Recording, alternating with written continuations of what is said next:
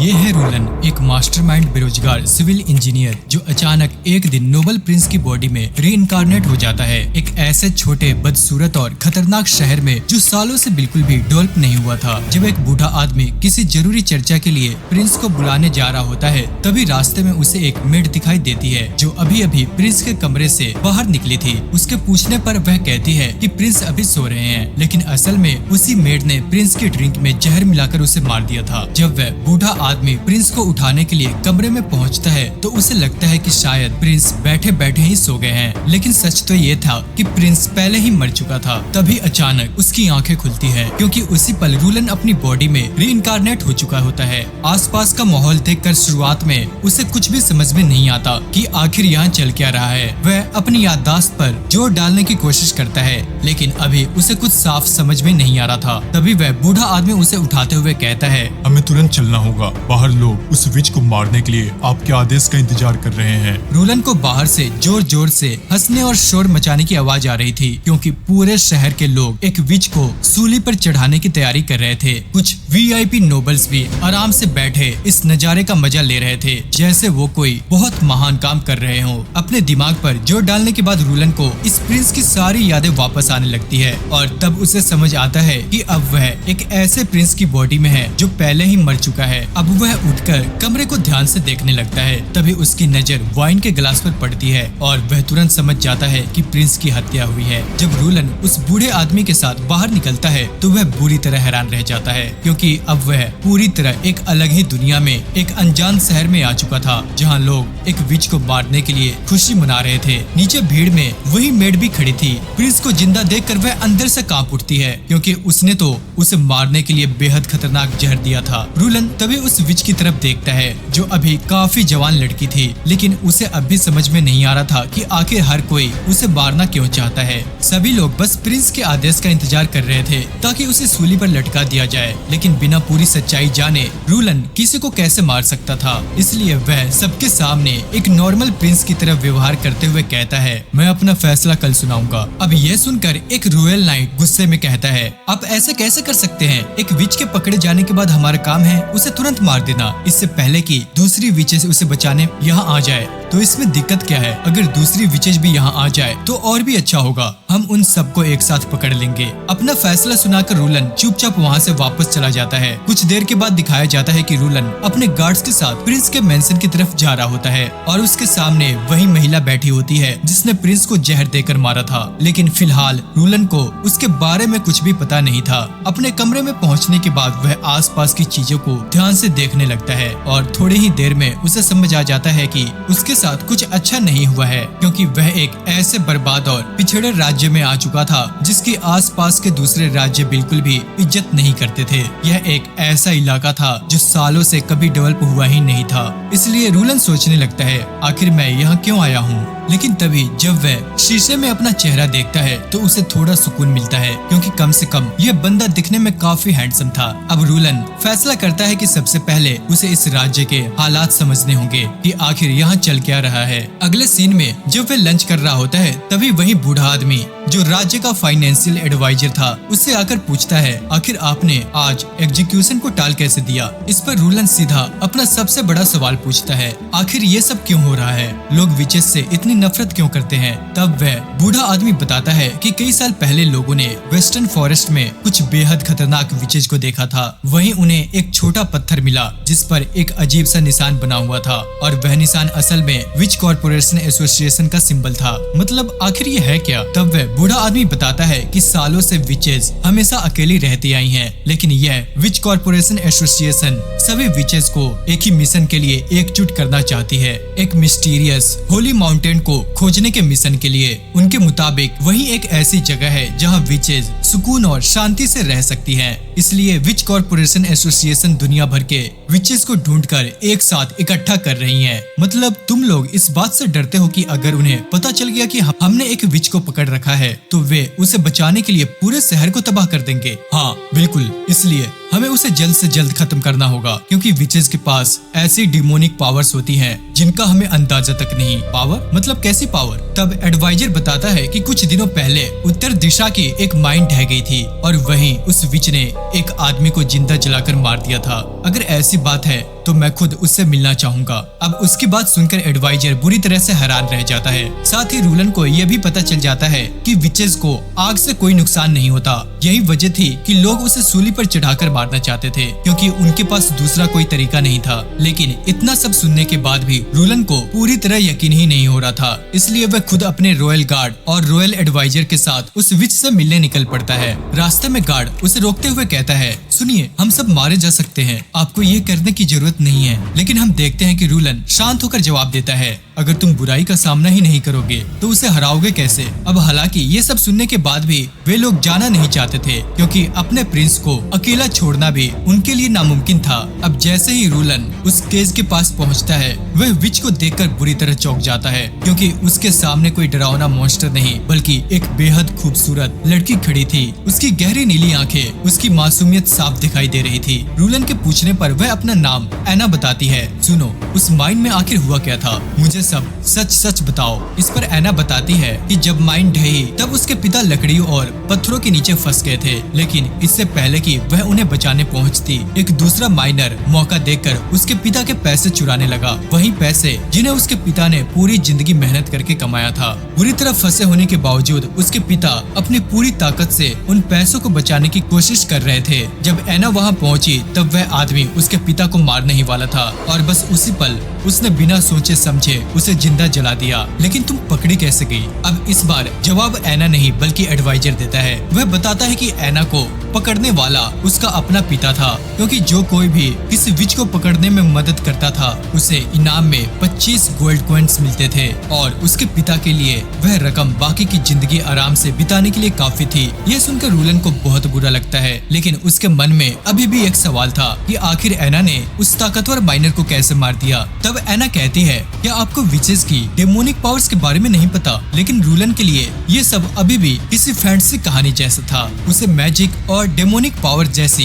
चीजों पर पूरी तरह भरोसा नहीं था, इसलिए वह एना की शक्ति अपनी आंखों से देखना चाहता था। और फिर जो हुआ, उसने वहाँ मौजूद सभी लोगों के होश उड़ा दिए, क्योंकि अगर एक विच चाहे तो वह उन सबको वहीं खड़े खड़े जलाकर राख कर सकती थी। एना खुद भी इस बात से हैरान थी कि रूलन को उससे बिल्कुल भी डर नहीं लग रहा था। तब रूलन उससे कहता है, अगर तुम सच में कोई डीमन होती तो सबसे पहले अपने पिता को मारती, लेकिन यहाँ तो उल्टा तुम्हारे पिता ने ही तुम्हें धोखा देकर फंसा दिया। अब ये सुनते ही एना की आंखों से आंसू बहने लगते हैं। रॉयल गार्ड तुरंत रूलन को रोकने की कोशिश करता है, क्योंकि एना के गले में लगा वही मैजिक कॉलर उसकी शक्तियों को रोक रहा था। लेकिन रूलन बिना डरे वह कॉलर खींचकर निकाल देता है और जैसे ही कॉलर हटता है, रूलन अपनी आंखों के सामने ऐसी डेमोनिक पावर देखता है जिसकी उसने कभी कल्पना भी नहीं की थी। आग की लपेटें अब केज के बाहर निकलने लगती है। यह देखकर रॉयल गार्ड घबरा जाते हैं और तुरंत रूलन को पीछे हटाते हुए वहाँ से चलने को कहते हैं, लेकिन रूलन उन्हें रोक देता है। वह शांत होकर कहता है, नहीं रुक जाओ, आग अभी भी उसके कंट्रोल में है।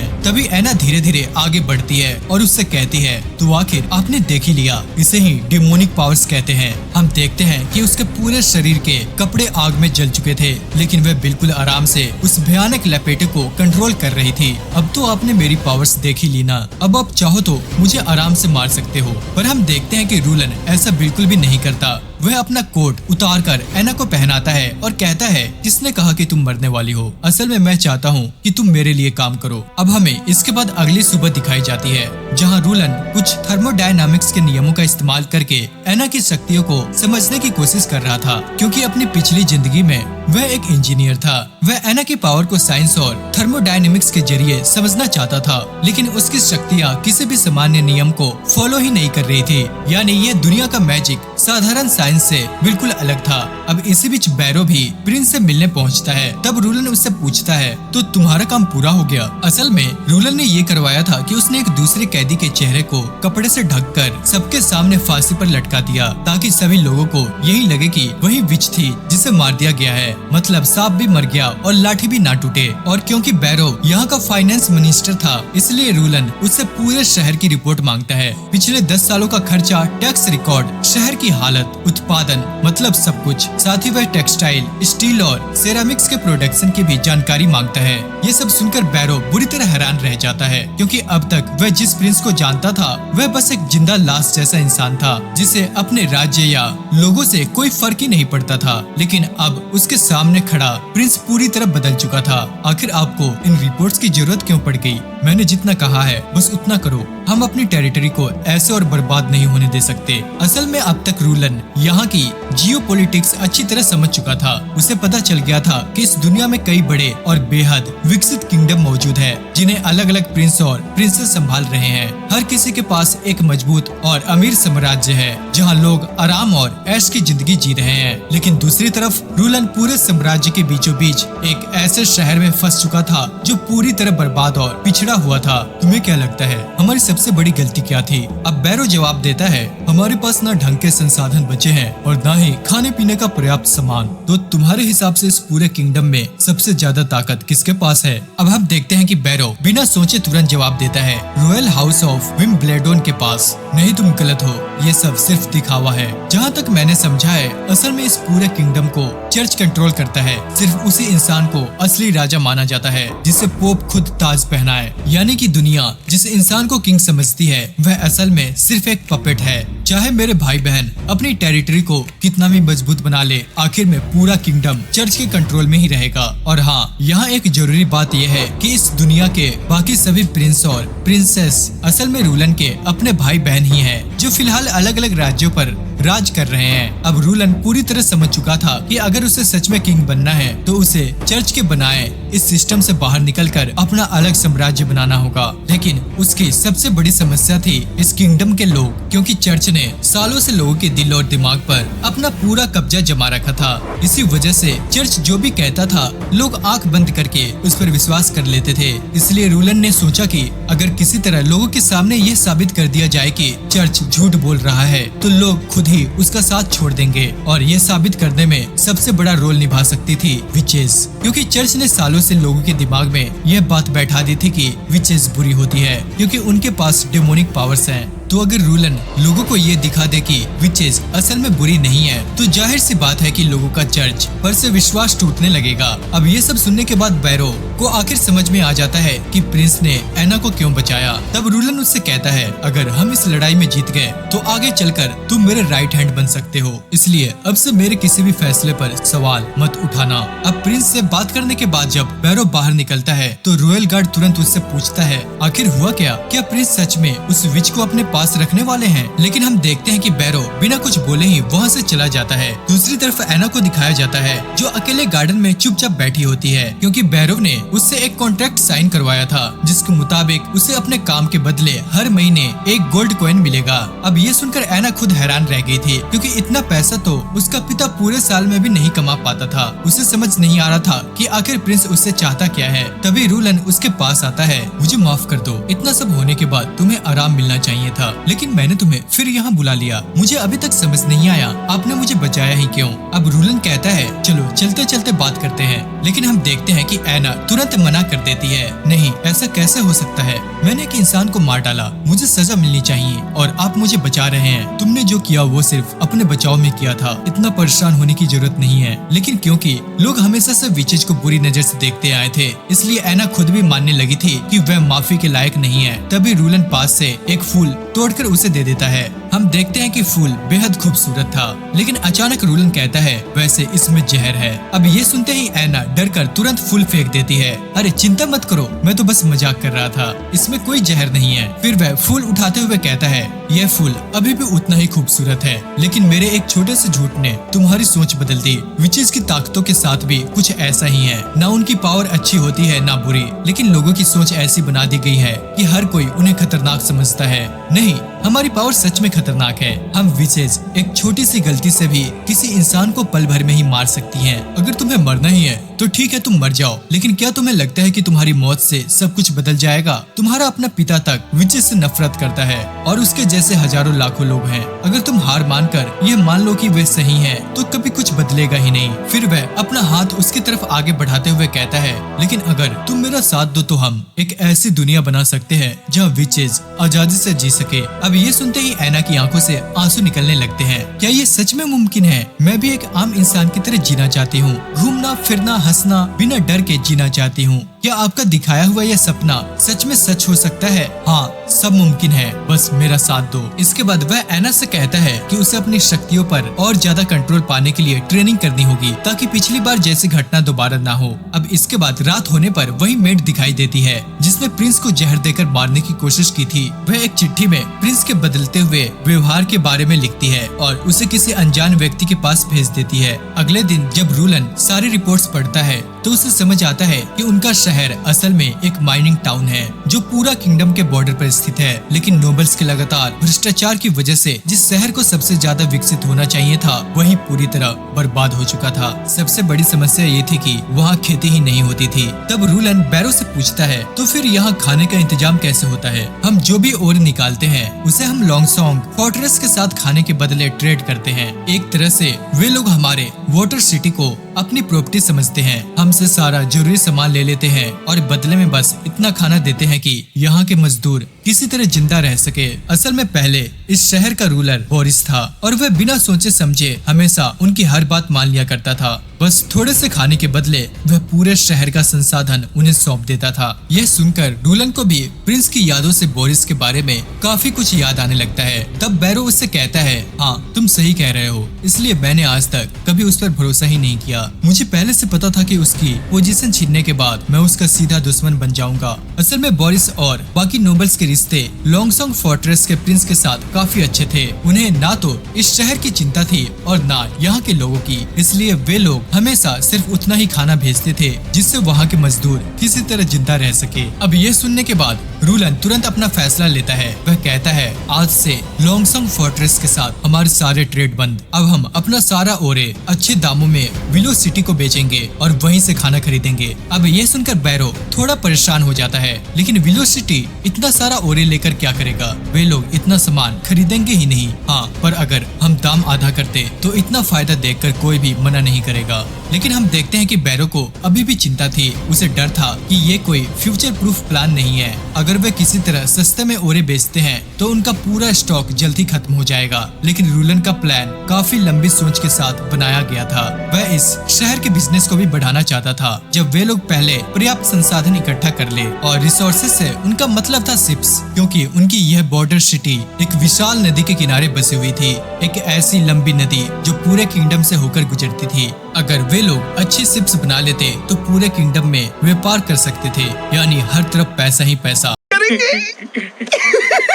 पैसा ही पैसा होगा। लेकिन तभी बैरो एक और बड़ी समस्या बताता है। अगर हमने लॉन्गसोंग फोर्ट्रेस से सारे रिश्ते तोड़ दिए तो सर्दियों में वे हमें अपने किले में शरण नहीं देंगे। क्यों? सर्दियों में ऐसा क्या होता है? अब बैरो सीरियस होकर कहता है, क्योंकि सर्दियों में असली खतरा आता है। ड्रैगन स्पाइन माउंटेन से मानो नर्क का दरवाजा खुल जाता है और वहाँ से अनगिनत मॉन्स्टर्स बाहर आने लगते हैं। सर्दियों में उनका रूप इतना भयानक होता है कि वे सब कुछ तबाह कर देते हैं। वे झुंड बनाकर हमला करते हैं और क्योंकि हमारे शहर के पास बड़ी दीवारें नहीं है, इसलिए लोगों को लॉन्गसोंग फोर्ट्रेस में जाकर छिपना पड़ता है। यह सुनकर रूलन को समझ आ जाता है कि जब तक वह इन मॉन्स्टर की समस्या का हल नहीं ढूंढ लेता तब तक वह इस शहर को डेवलप नहीं कर सकता। इसलिए अब वह कुछ कैप्टन्स और एक हंटर को बुलाता है जो पहले उन मॉन्स्टर से लड़ चुके थे। उनमें से एक बेचारा तो प्रिंस को सामने देखकर डर गया था कि उससे ठीक से बोला भी जा नहीं रहा था। तभी दूसरा कैप्टन आगे बढ़कर बताता है, ऑटम सीजन खत्म होने के बाद हम पूरे जंगल में घूमकर आसपास के इलाकों पर नजर रखते हैं। जैसे ही किसी बीस्ट के आने का संकेत मिलता है हम सिग्नल फायर जलाते हैं। उसके बाद रूबी वाटर रिवर के रास्ते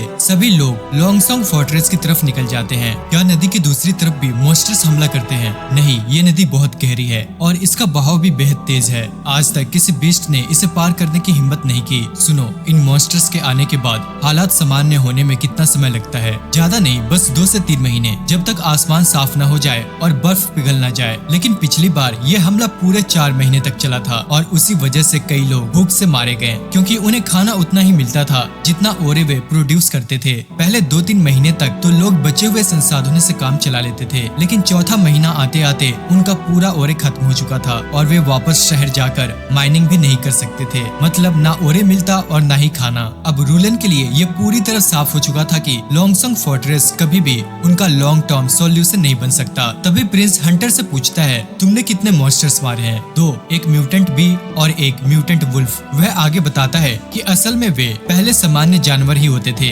लेकिन म्यूटेंट होने के बाद उनकी ताकत 10 गुना बढ़ जाती है और उसके बाद सिर्फ एक बीस्ट को रोकना भी बेहद मुश्किल हो जाता है। लेकिन रूलन को अब भी ये लग रहा था कि आखिर वे सिर्फ जानवर ही तो है, फिर वे उनसे डरते क्यों हैं? तब हंटर सीरियस होकर कहता है, नहीं, वहाँ हाइब्रिड बीस्ट भी होते हैं। कुछ तो उड़ सकते हैं और कुछ अपना रूप तक बदल सकते हैं। उनकी सूंघने की शक्ति इतनी तेज होती है कि वे पल भर में इंसानों को ढूंढ लेते हैं। तभी रूलन नोटिस करता है कि एक आदमी लगातार सिर झुकाकर खड़ा है। सुनो, तुम अब तक सिर झुकाकर क्यों खड़े हो? इस पर कैप्टन कार्टर आगे बढ़कर कहता है, वह जेल हेम्स क्लैन से हैं। लेकिन इससे पहले कि वह कुछ और कह पाता, रूलन उसे रोक देता है। नहीं, अपना सिर उठाओ, जब तक तुम मेरे शहर में हो यहाँ सब बराबर है। अब ये सुनकर वह आदमी धीरे धीरे अपना सिर उठाता है और अपना नाम बताता है, आयरन एक्स। अब इसके बाद रूलन सबको थैंक यू कहता है और उन्हें 10-10 सिल्वर कॉइंस देकर वापस भेज देता है। और फिर रूलन खुद कैप्टन कार्टर के साथ फॉरेस्ट बॉर्डर की तरफ निकल पड़ता है। वह वही जगह थी जहाँ से लोग सिग्नल फायर जलाकर पूरे शहर को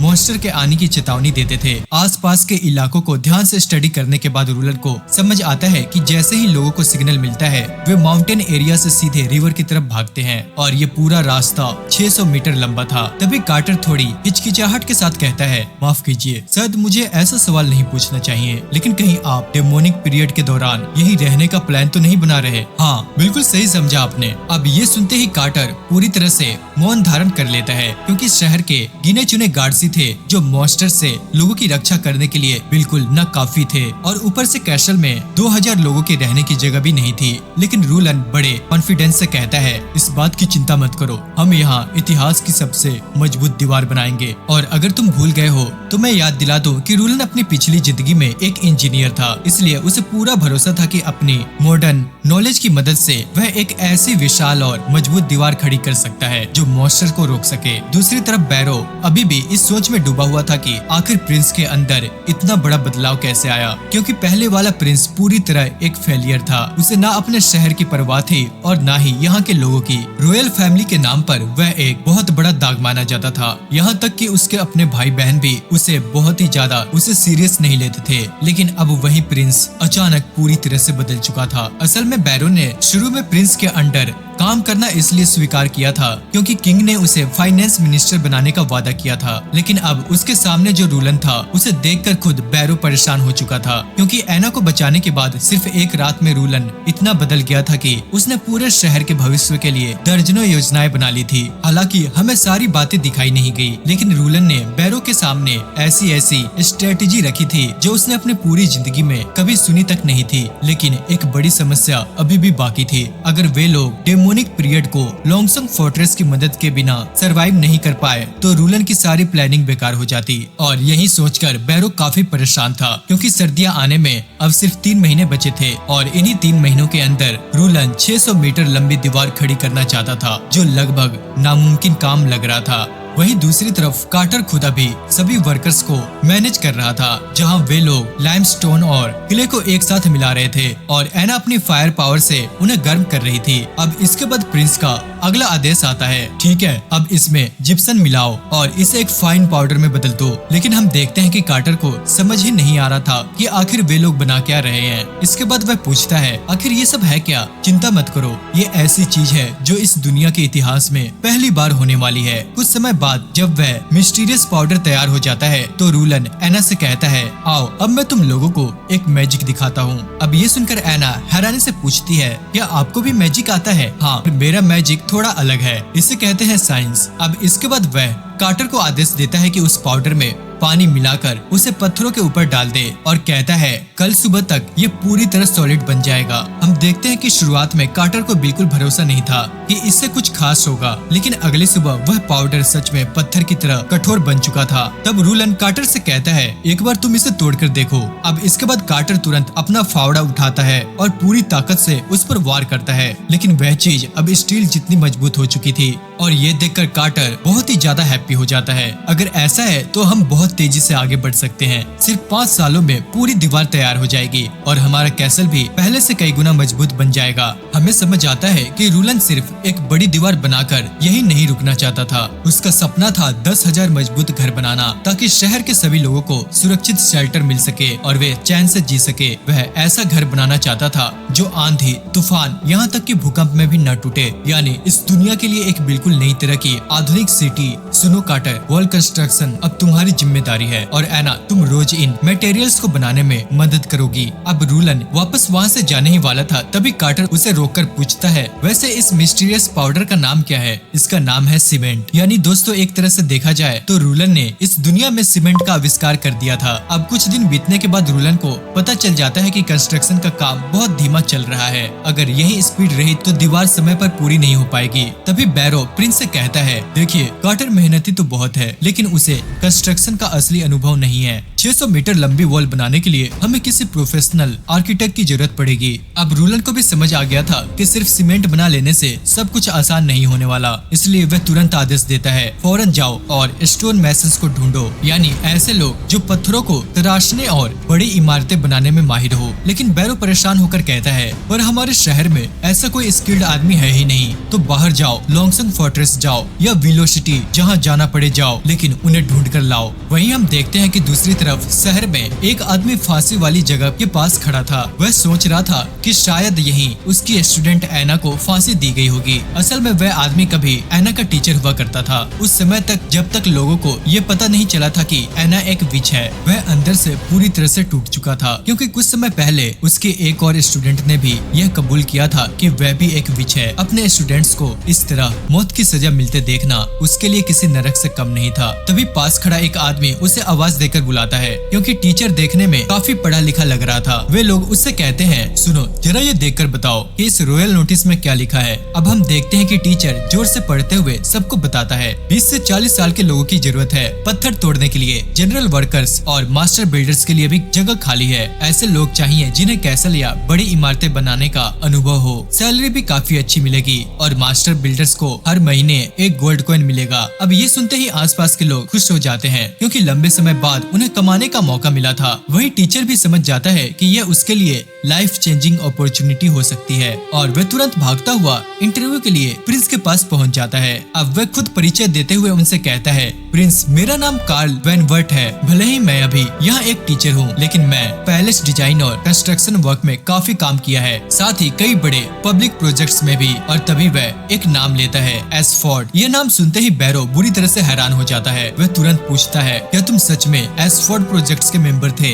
हाँ, मैं वहाँ काम करने वाले लोगों में से एक था। लेकिन ये कैसे हो सकता है? एसफोर्ड प्रोजेक्ट्स के समय तो एक बड़ा कोलैप्स हुआ था और कहा गया था कि वहाँ काम कर रहे सारे मेंबर्स मर गए। नहीं, वह कहानी पूरी तरह झूठी थी। एसफोर्ड बनाते समय कई एडमिनिस्ट्रेटर्स ने रिश्वत लेकर काम किया था। वे लोग कंस्ट्रक्शंस में बेहद घटिया स्टोन्स इस्तेमाल कर रहे थे। उन्हें कई बार वार्निंग भी दी गई, लेकिन उन्होंने सब कुछ नजरअंदाज कर दिया और आखिर में एक बड़ा एक्सीडेंट हो गया। लेकिन सबसे बड़ी बात यह थी कि असली दोषी एडमिनिस्ट्रेटर्स बच गया और सारा इल्जाम वर्कर्स पर डाल दिया गया। यहाँ तक कि उन्होंने सारे वर्कर्स को मरवा दिया। कार्ल आगे कहता है, मेरी किस्मत अच्छी थी कि मुझे ये सब समय रहते ही पता चल गया, इसलिए मैं एक रात चुपचाप वहाँ से भाग गया और तब से यहाँ छिपकर जी रहा हूँ। लेकिन तुम ये सब मुझे क्यों बता रहे हो, वो भी अपनी जान खतरे में डालकर? देखिए, उस समय वहाँ से भागना मेरी मजबूरी थी और मैं नहीं भागता तो वहीं मार दिया जाता। मैं सिर्फ एक मौका चाहता था। मैंने पूरी जिंदगी एक स्टोन मैसन के तौर पर काम किया है और मैं यही काम आगे भी करना चाहता हूँ।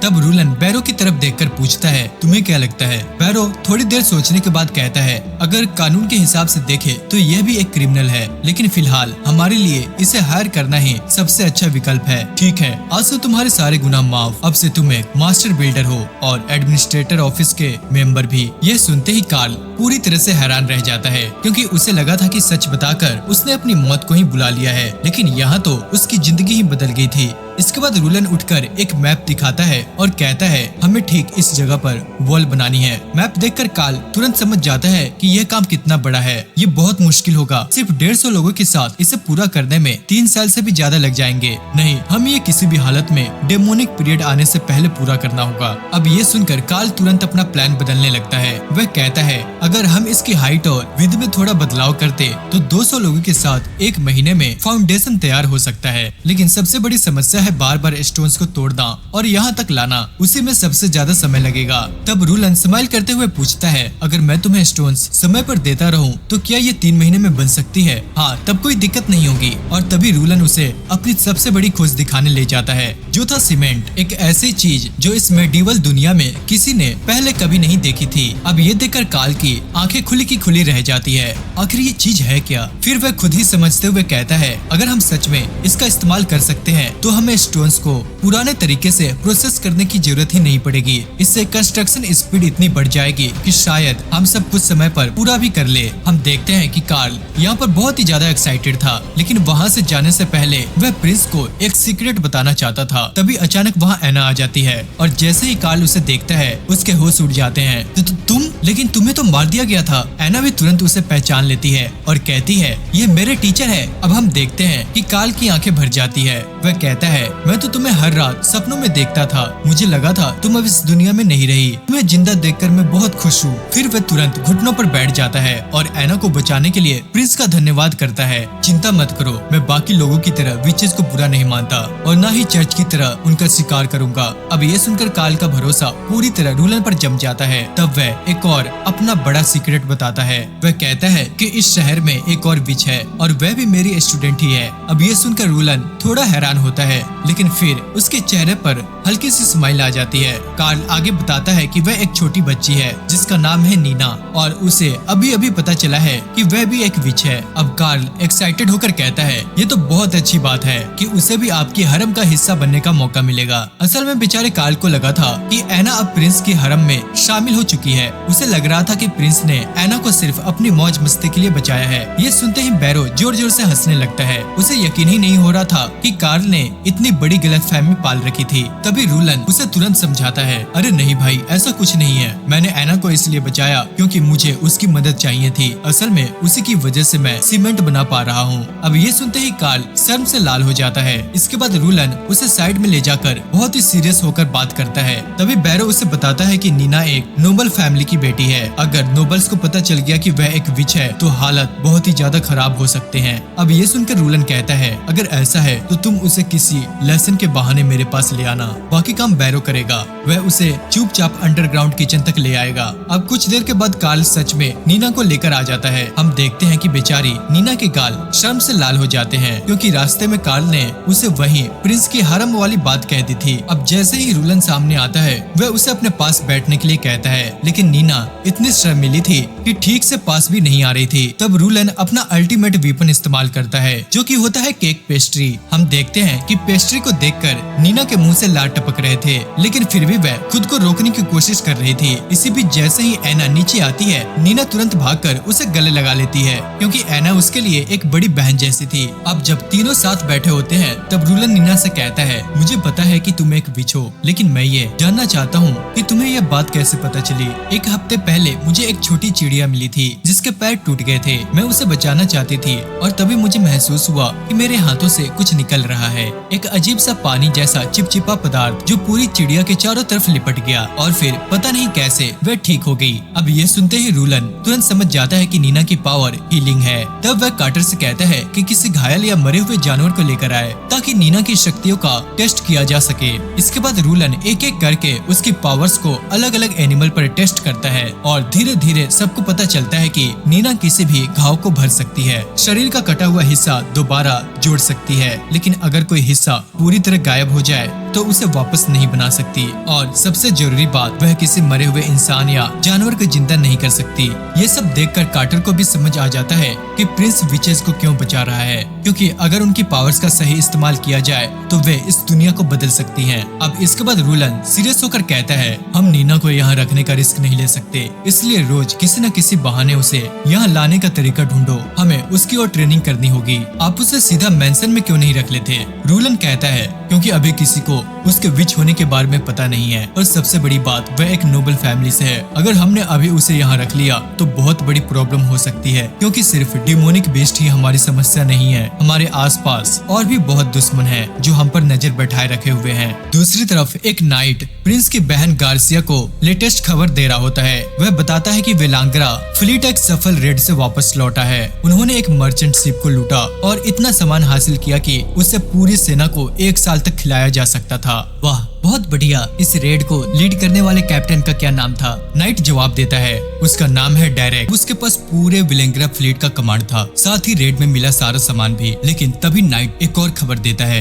एक बुरी खबर है, प्रिंस रोलैंड पर किया गया असासिनेशन अटेम्प्ट फेल हो गया। हमने उसकी वाइन में पॉइजन मिलाया था, लेकिन उससे वह सिर्फ कुछ ही सेकंड्स के लिए बेहोश हुआ। मतलब साफ है, हम फेल हो गए। लेकिन अगर हमारी असासिन अभी तक पकड़ी नहीं गई तो मैं उसे एक और मौका दे सकती हूँ। इसके बाद वह एक एल्केमिस्ट को फांसी देने का आदेश देती है, जिसका नाम एम्बिस था, क्योंकि उसी ने वह पॉइजन बनाया था जो प्रिंस पर असर ही नहीं किया। लेकिन गार्सिया को इस बात का अंदाजा भी नहीं था कि पॉइजन बिल्कुल सही काम कर चुका था। असल में प्रिंस रोलैंड तो कब का मर चुका था और अब उसकी बॉडी में सो रहा था एक बेरोजगार जीनियस इंजीनियर। अगले दिन लोंगसंग फोर्ट्रेस का एम्बेसडर बॉर्डर टाउन में मिनरल्स लेने पहुंचता है, लेकिन वहां पहुंचकर उसे एक बेहद हैरान कर देने वाली दृश्य दिखाई देती है। विलो सिटी का एक शिप बॉर्डर टाउन के लिए ढेर सारा फूड लेकर आया था। वहीं दूसरी तरफ हम देखते हैं कि बैरो प्रिंस को कंस्ट्रक्शन का पूरा अपडेट दे रहा होता है। वह बताता है कि सिटी वॉल का काम सही तरीके से चल रहा है। कार्ल ने गारंटी दी है कि प्रोजेक्ट समय पर पूरा हो जाएगा। और तो और विलो सिटी से खरीदा गया फूड भी पहुंच चुका है। फिलहाल उनके पास इतना खाना था कि पूरे शहर को सर्दियों में आराम से खिलाया जा सके। लेकिन हम देखते हैं कि फिर भी बैरो थोड़ा टेंशन में होता है। बैरो बहुत ज्यादा टेंस्ड होते हुए कहता है, अगर सब कुछ ऐसे ही चलता रहा तो कुछ ही समय में हम बैंकक्रप्ट हो जाएंगे। कंस्ट्रक्शन और बाकी बड़े खर्चे अभी सीधे ट्रेजरी से चल रहे हैं और ज्यादा से ज्यादा ये खजाना सिर्फ 1 साल तक ही टिक पाएगा। लेकिन रूलन को इस बात की जरा भी फिक्र नहीं होती, क्योंकि उसके हिसाब से अगर एक बार ये विशाल वॉल बनकर तैयार हो गया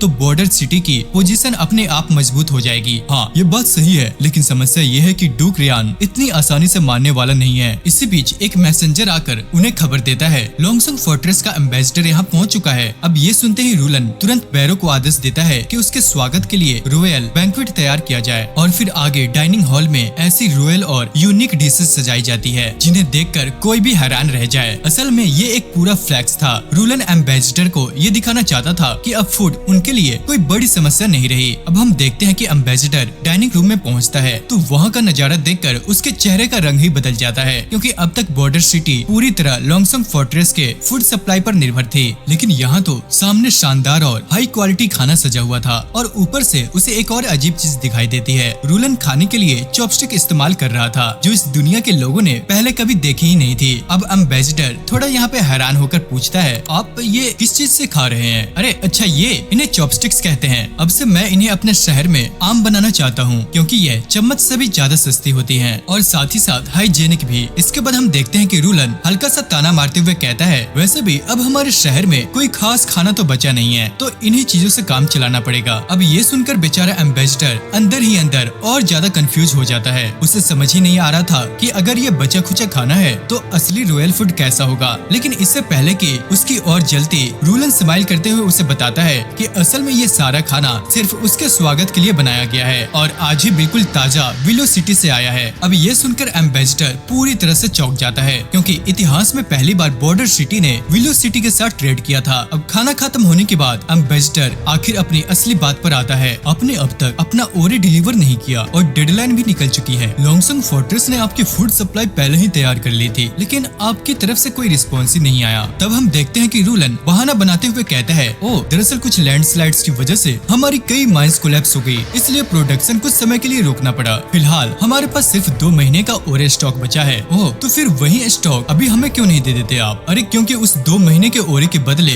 लोंगसंग हमें इतना फूड कभी नहीं देगा जिससे मेरे लोग 2 महीने तक जिंदा रह सके। और वैसे भी 2 साल पहले फूड शॉर्टेज की वजह से हमारे यहाँ बहुत सारे लोग मारे गए थे और मैं वही गलती दोबारा नहीं होने दूंगा। इसके बाद हम देखते हैं कि रूलन सख्त आवाज में ऐलान करता है, आज से बॉर्डर सिटी और लॉन्गसॉन्ग फोर्ट्रेस के बीच का ट्रेड बंद किया जाता है। मैं अपना बचा हुआ सारा मिनरल पहले ही विलो सिटी को बेच चुका हूँ और अपने लोगों के लिए सर्दियों का पूरा फूड भी खरीद चुका हूँ। और हाँ, विलो सिटी के साथ ट्रेड करना हमारे लिए तुम लोगों से ज्यादा फायदेमंद है। अब एम्बेसडर को समझ आ जाता है कि नदी किनारे विलो सिटी के शिप्स क्यों खड़े थे, लेकिन वह यह भी जानता था कि विलो सिटी आमतौर पर आयरन ओरे जैसे मिनरल्स का ट्रेड नहीं करता। इसका मतलब साफ था, रूलन को शायद मार्केट वैल्यू का आधा ही पैसा मिला होगा, यानी वह घाटे का सौदा कर रहा था। अब एम्बेसडर उसे समझाने की कोशिश करते हुए कहता है, देखो तुम भी जानते हो कि लॉन्गसॉन्ग फोर्ट्रेस कितना पावरफुल है। हम कई पीढ़ियों से तुम्हारे साथ ट्रेड करते आ रहे हैं। इतने बड़े वॉल्यूम में मिनरल्स बेचना तुम्हारे लिए हमारे साथ ही ज्यादा फायदेमंद होगा। जहाँ तुम विलो सिटी को 50% मार्जिन पर मिनरल्स दे रहे हो, वही चीज हमें सिर्फ 30% मार्जिन पर दे दो। तुम्हारा भी फायदा और हमारा भी। हाँ, तुम्हारा ऑफर बुरा तो नहीं है, इससे दोनों का फायदा होगा, लेकिन क्या तुम ये गारंटी दे सकते हो कि लॉन्गसॉन्ग फैमिली के सभी 6 मेंबर्स इस डील से सहमत होंगे? सुनो, मैं ये प्रपोजल उनके सामने रखूंगा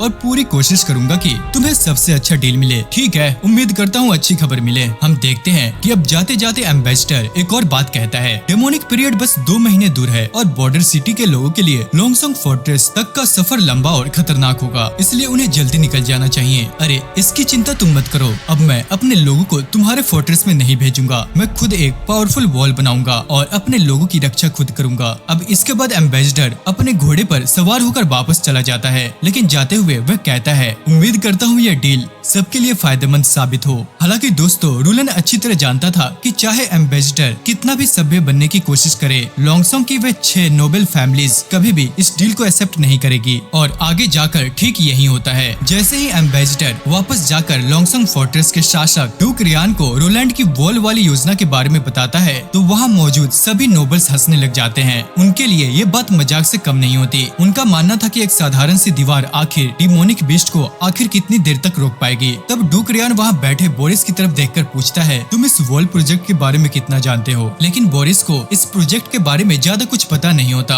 उसे इन इम्पोर्टेंट मामलों में शामिल ही नहीं किया जाता था। अब फिर डूक रियान अपने एम्बेसडर पेट्रो की तरफ स्माइल करते हुए पूछता है, तुम्हारा क्या विचार है पेट्रो? सिचुएशन थोड़ी अलग है। प्रिंस रोलैंड अब ट्रेड को पुराने तरीके से नहीं बल्कि करेंसी के जरिए करना चाहते हैं। अगर हम उनके मिनरल्स को 30% तक कम कीमत पर भी खरीदे तो भी यह हमारे लिए लाभदायक रहेगा। लॉन्ग टर्म में डिमोनिक बीस्ट से लड़ने का खर्च भी कम होगा और हमें खेती के लिए काफी जमीन भी मिल जाएगी। इसके बाद वह आगे कहता है, वैसे भी किंगडम के नियमों के अनुसार रोलैंड केवल 6 वर्षों तक ही अपनी जागीर शासक रहेगा, लेकिन अगर उसकी टेरिटरी इसी तरह विकसित होती रही तो बॉर्डर सिटी बहुत जल्द एक महत्वपूर्ण शहर बन जाएगी। इसलिए मेरा मानना है कि प्रिंस रोलैंड की मदद करना हमारे ही हित में है। हमें उसके साथ कम कीमत पर ट्रेड स्वीकार कर लेना चाहिए। पेट्रो की पूरी बात सुनने के बाद डूक रियान स्माइल करते हुए कहता है, तुम्हारा विचार बुरा नहीं है, लेकिन तुम अभी भी एक मर्चेंट की तरह सोच रहे हो। व्यापारी केवल अपने प्रॉफिट के बारे में सोचते हैं, लेकिन एक किंग कभी इस तरह नहीं सोचता। हम किसी ऐसे व्यक्ति के साथ डील नहीं कर सकते जिसे हम कंट्रोल ही नहीं कर सके, और जिसने हमारे आदेश मानने से इनकार किया हो उसे सजा तो मिलेगी ही। अब अगली सुबह बॉर्डर सिटी में रोलैंड सभी नागरिकों को एक साथ इकट्ठा करता है। वे लोगों के सामने खड़े होकर एक महत्वपूर्ण भाषण देता है। लॉन्गसॉन्ग फोर्ट्रेस ने माइन कोलैप्स का बहाना बनाकर हमें फूड सप्लाई भेजने से मना कर दिया है और एक बार फिर हमें मरने के लिए छोड़ दिया गया है, ठीक वैसे ही जैसे पहले भी कई बार किया गया था। अब हम देखते हैं कि वहाँ पूरी तरह सन्नाटा छा जाता है। रोलैंड आगे कहता है, इस बार अनुमान लगाया जा रहा है कि डेमोनिक पीरियड 4 महीने से भी ज्यादा समय तक चल सकता है, और अगर कुछ नहीं बदला तो 2 साल पहले जो हुआ था वही दोबारा होगा। हमारे अपने लोग भूख से मरेंगे, बल्कि इस बार हालत उससे भी ज्यादा खराब हो सकते हैं। अब ये सुनकर लोगों के चेहरे पर डर और निराशा साफ दिखाई देने लगती है। लेकिन तभी रोलैंड ऊंची आवाज में कहता है, लेकिन घबराने की जरूरत नहीं है। मुझे पहले से इस स्थिति का अंदाजा था, इसलिए मैंने पहले ही सर्दियों की तैयारी कर ली है। हमारे पास ब्रेड है, मीट है, चीज है और जरूरत का हर सामान मौजूद है। मैं शपथ लेकर कहता हूँ कि अब मेरे रहते कोई भी भूखा नहीं मरेगा। मैं अपने लोगों को कभी भूखा नहीं मरने दूंगा। अब ये सुनते ही पूरा मैदान तालियों और नारों से गूंज उठता है। लोग रोलैंड का नाम लेकर उसका उत्साह बढ़ाने लगते हैं, लेकिन रोलैंड अभी अपनी पूरी बात नहीं करता। वह आगे कहता है, समस्या यह है कि लॉन्गसॉन्ग फोर्ट्रेस अब हमसे नाराज है और उन्होंने सर्दियों में हमें अपने किलों में शरण देने से इनकार कर दिया है। अब यहाँ पर फिर से सभी लोग टेंस्ट में आ जाते हैं। चिंता मत करो, मैं शहर के पश्चिमी हिस्सों में एक विशाल और मजबूत वॉल बनवा रहा हूँ जो डेमोनिक पीरियड के दौरान हमारी रक्षा करेगी। और मैं तुम्हें ये गारंटी देता हूँ कि जिन डेमोनिक बीस्ट से हम इतने वर्षों से डरते आए हैं वह उतने भयानक नहीं है जितना हमें बताया गया है, वे भी आखिर जानवर ही हैं। इसके बाद रोलैंड अपनी सबसे बड़ी घोषणा करता है और इसी कारण मैं एक नई सेना बना रहा हूँ, मिलिशिया आर्मी। यह सेना तुम लोगों से बनेगी। जो भी अपने घर, अपने परिवार और अपने शहर की रक्षा करना चाहता है वह मिलिशिया आर्मी में शामिल हो सकता है। हर सैनिक को 25 सिल्वर कॉइंस वेतन के रूप में दिए जाएंगे और यदि कोई युद्ध में मारा जाता है तो उसके परिवार को 5 गोल्ड कॉइंस मुआवजे के रूप में दिए जाएंगे। अब रोलैंड की यह घोषणा सुनकर भीड़ में हलचल मच जाती है क्योंकि पहली बार बॉर्डर सिटी लोगों को ऐसा महसूस हो रहा था कि कोई शासक सच में उनके भविष्य के लिए लड़ रहा है। इसके बाद रोलैंड लोगों की तरफ देखते हुए कहता है, अब फैसला तुम्हारे हाथ में है। क्या तुम लॉन्गसॉन्ग फोर्ट्रेस की झोपड़ियों में जाकर भूख से मरना पसंद करोगे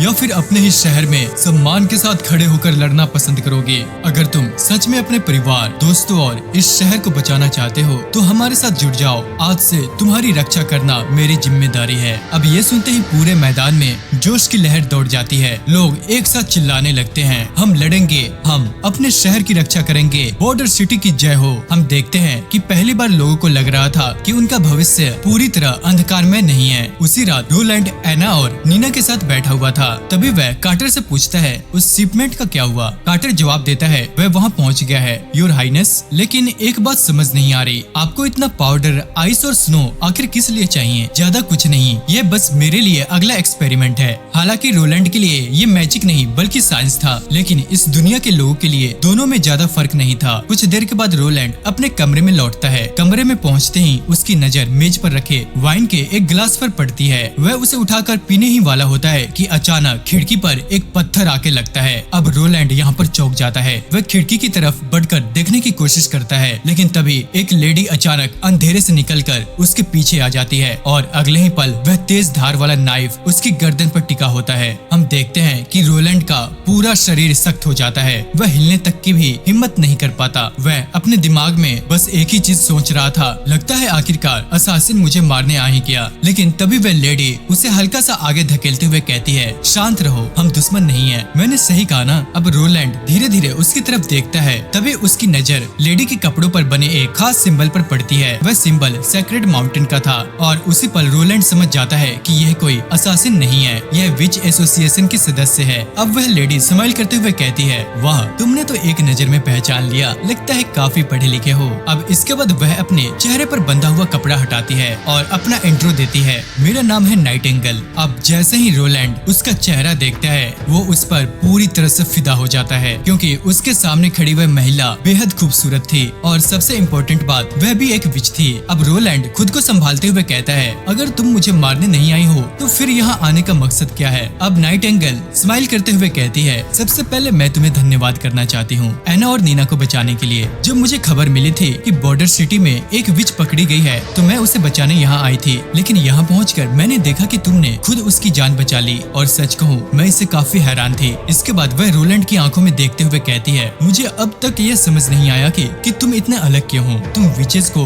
मॉन्स्टर की तरह क्यों नहीं देखते? लेकिन फिर भी विच कॉर्पोरेशन एसोसिएशन की तरफ से मैं तुम्हारा धन्यवाद करती हूँ। इसके बाद हम देखते हैं कि नाइटिंगेल आराम से रोलैंड के बिस्तर पर बैठ जाती है। आओ यहाँ बैठकर बात करते हैं। पर हम देखते हैं कि दोस्तों बेचारा रोलैंड अभी भी थोड़ा घबराया हुआ होता है। आखिर कुछ सेकंड्स पहले तो उसके गले पर नाइफ रखा हुआ था, लेकिन अब सिचुएशन नॉर्मल थी और जब सामने बैठी विच खुद बातचीत करने के लिए बुला रही हो तो रोलैंड के पास मना करने का कोई खास रीजन भी नहीं था। अब जब रोलैंड को ये यकीन हो जाता है कि फिलहाल उसकी जान को कोई खतरा नहीं है, तब वह नाइटिंगेल से पूछता है, आखिर तुम चाहते क्या हो? अब हम देखते हैं कि नाइटिंगेल धीरे से उसके बालों को छूते हुए कहती है, मैंने अपनी जिंदगी में बहुत सारे इंसानों को देखा है और लगभग हर इंसान की आंखों में विचेस के लिए सिर्फ डर होता है, लेकिन तुम अलग हो। तुम्हारी आंखों में डर नहीं बल्कि क्यूरियोसिटी है, तुम हमें समझना चाहते हो। फिर वह एक और चौंकाने वाली बात कहती है, जब से मैं यहाँ आई हूँ मैं पूरे एक हफ्ते से इनविजिबल होकर तुम्हें ऑब्जर्व कर रही हूँ। तुम्हारी लगभग हर गतिविधि मैंने देखी है, हाँ वो भी जो अभी तुम सोच रहे हो। अब ये सुनकर रोलैंड थोड़ा शर्माने लग जाता है। अगर तुम इतने दिनों से यहाँ थी तो अब सामने क्यों आई हो। तभी हम देखते हैं कि नाइटिंगेल का चेहरा अचानक से सीरियस हो जाता है। वह कहती है क्योंकि तुम्हारी एक मेड ने तुम्हारी वाइन में पॉइजन मिला दिया था और अगर मैं सामने नहीं आती तो अब तक तुम रेस्ट इन पीस हो चुके होते। अब ये सुनकर रोलैंड भी हैरान रह जाता है, मतलब मेरे ही लोग मुझे मारना चाहते हैं। बिल्कुल, तुम्हारा ये घर उतना सुरक्षित नहीं है जितना तुम समझते हो। अब जब रोलैंड उसका शुक्रिया अदा करता है तब वह स्माइल करते हुए कहती है धन्यवाद की जरूरत नहीं है, तुमने एना की जान बचाई थी और मैंने तुम्हारी, और अब हमारा हिसाब बराबर हो गया है। लेकिन अगले ही पल वह एक और बड़ी बात कहती है, और हाँ, मैं एना और नीना को अपने साथ ले जा रही हूँ। क्या? क्यों? उन्हें कहाँ ले जाओगी? नाइटिंगेल कहती है विच कॉर्पोरेशन एसोसिएशन के पास। वहीं एक ऐसी जगह है जहाँ हमें विचेस शांति और सुरक्षा के साथ रह सकती हैं। लेकिन रोलैंड तुरंत मना कर देता है। वह कहता है कि नहीं, उनके यहाँ रहने में कोई समस्या नहीं होगी। मैं वादा करता हूँ कि उनकी सुरक्षा की जिम्मेदारी मेरी है। अब नाइटिंगेल धीरे से सिर हिलाती है। तुम उन्हें सेक्रेड माउंटेन तक नहीं ले जा सकते और वही उनकी असली मंजिल है। रोलैंड तुरंत पूछता है क्या तुम उत्तर के पहाड़ों की बात कर रही हो? लेकिन नाइटिंगेल इस बात का सीधा जवाब नहीं देती। सुनो, मैं उन्हें अभी ले जाने नहीं दे सकता। डिमोनिक पीरियड सिर्फ 2 महीने दूर है। पूरे क्षेत्र बर्फ से भर जाएगा, हर तरफ मॉन्स्टर होंगे। ऐसे समय में मैं एना और नीना को उस रास्ते पर कैसे भेज सकता हूँ? आगे हम देखते हैं कि वह एक प्रस्ताव रखता है, क्यों न तुम और तुम्हारी विच एसोसिएशन सर्दियाँ खत्म होने तक बॉर्डर सिटी में ही रहो। विंटर खत्म होने के बाद तुम सेक्रेड माउंटेन की तरफ जा सकती हो। अब यह सुनकर नाइटिंगेल समझ जाती है कि रोलैंड सिर्फ एना और नीना की नहीं बल्कि पूरे विच एसोसिएशन को शरण देने की बात कर रहा है। देखा जाए तो यह प्रस्ताव बुरा नहीं था, लेकिन फिर भी वह मना कर देती है। सुनो, भले ही तुम विचेस से नहीं डरते, लेकिन यहाँ के लोग डरते हैं, और अगर चर्च को यह पता चल गया कि यहाँ इतनी सारी विचेस छिपी हुई है तो वे हम सबको मारने आ जाएंगे। तुम इतना बड़ा रिस्क आखिर क्यों लेना चाहते हो? तुम्हारे लिए तो एना और नीना को हमारे साथ भेज देना ही सबसे सेफ ऑप्शन है। अब रोलैंड बिना सोचे उससे कहता है क्योंकि वे मेरे लिए जरूरी है। अब नाइटिंगेल उसकी आंखों में देखते हुए पूछती है क्या तुम बॉर्डर सिटी और अपने सपनों के लिए एना की जान खतरे में डालना चाहते हो? तभी वह रोलैंड को विचेस के जीवन का सबसे भयानक सच बताती है। वह बताती है कि जब कोई विच 18 साल की होती है तब उसकी अवेकनिंग ट्रायल शुरू होती है। यह उनकी जिंदगी की सबसे खतरनाक परीक्षा होती है। ज्यादातर विचेस डिमोनिक पीरियड के दौरान ही पूरी तरह अवेकनिंग प्राप्त करती हैं। जो 18 साल की उम्र तक अवेकनिंग प्राप्त नहीं कर पाती वे कभी विच बनती ही नहीं। लेकिन जो अवेकनिंग हासिल कर लेती है उन्हें हर साल अपने अवेकनिंग डे पर एक भयानक परीक्षा से गुजरना पड़ता है। उस समय उनका शरीर अपनी सीमा तक पहुंच जाता है, उनका खून शरीर से बाहर निकलने लगता है, आंखें सूज जाती है। ऐसा दर्द होता है जिसे शब्दों में बयान नहीं किया जा सकता। अगर वे इस पीड़ा को सहन कर ले तो कुछ दिनों बाद उनका शरीर सामान्य हो जाता है, लेकिन अगर वे असफल हो जाएं तो उनकी मृत्यु बेहद दर्दनाक तरीके से होती है। उनका पूरा शरीर अंदर से जलकर राख बन जाता है, जैसे उन्हें किसी भट्टी में झोंक दिया गया हो। आगे नाइटिंगेल बताती है इसी वजह से बहुत सारी विचेज 18 साल की उम्र तक पहुँचते पहुँचते मर जाती है, और एना भी बहुत जल्द अपनी अवेकनिंग स्टेज में प्रवेश करने वाली है। इसलिए उसका एसोसिएशन के साथ रहना ज्यादा सुरक्षित होगा। मैं जानती हूँ कि एना और नीना तुम्हारे लिए इम्पोर्टेंट है, लेकिन कम से कम उन्हें जीने का एक मौका तो मिलना चाहिए। अब ये सुनकर रोलैंड चुप हो जाता है। दोस्तों, रोलैंड और रूलन दोनों एक ही बंदे हैं, मतलब इसके 2 नाम हैं। अगर नीना को कुछ हो गया तो वो अपने आप को कभी माफ नहीं कर पाएगा। अब आखिरकार वह नाइटिंगेल की बात मान लेता है। नाइटिंगेल उसे थैंक यू कहती है और फिर अपनी अदृश्य शक्ति का उपयोग करके वहाँ से गायब हो जाती है। इसके बाद रोलैंड सीधे एना के कमरे में जाता है। वह उसे पूरी स्थिति समझाता है। वह बताता है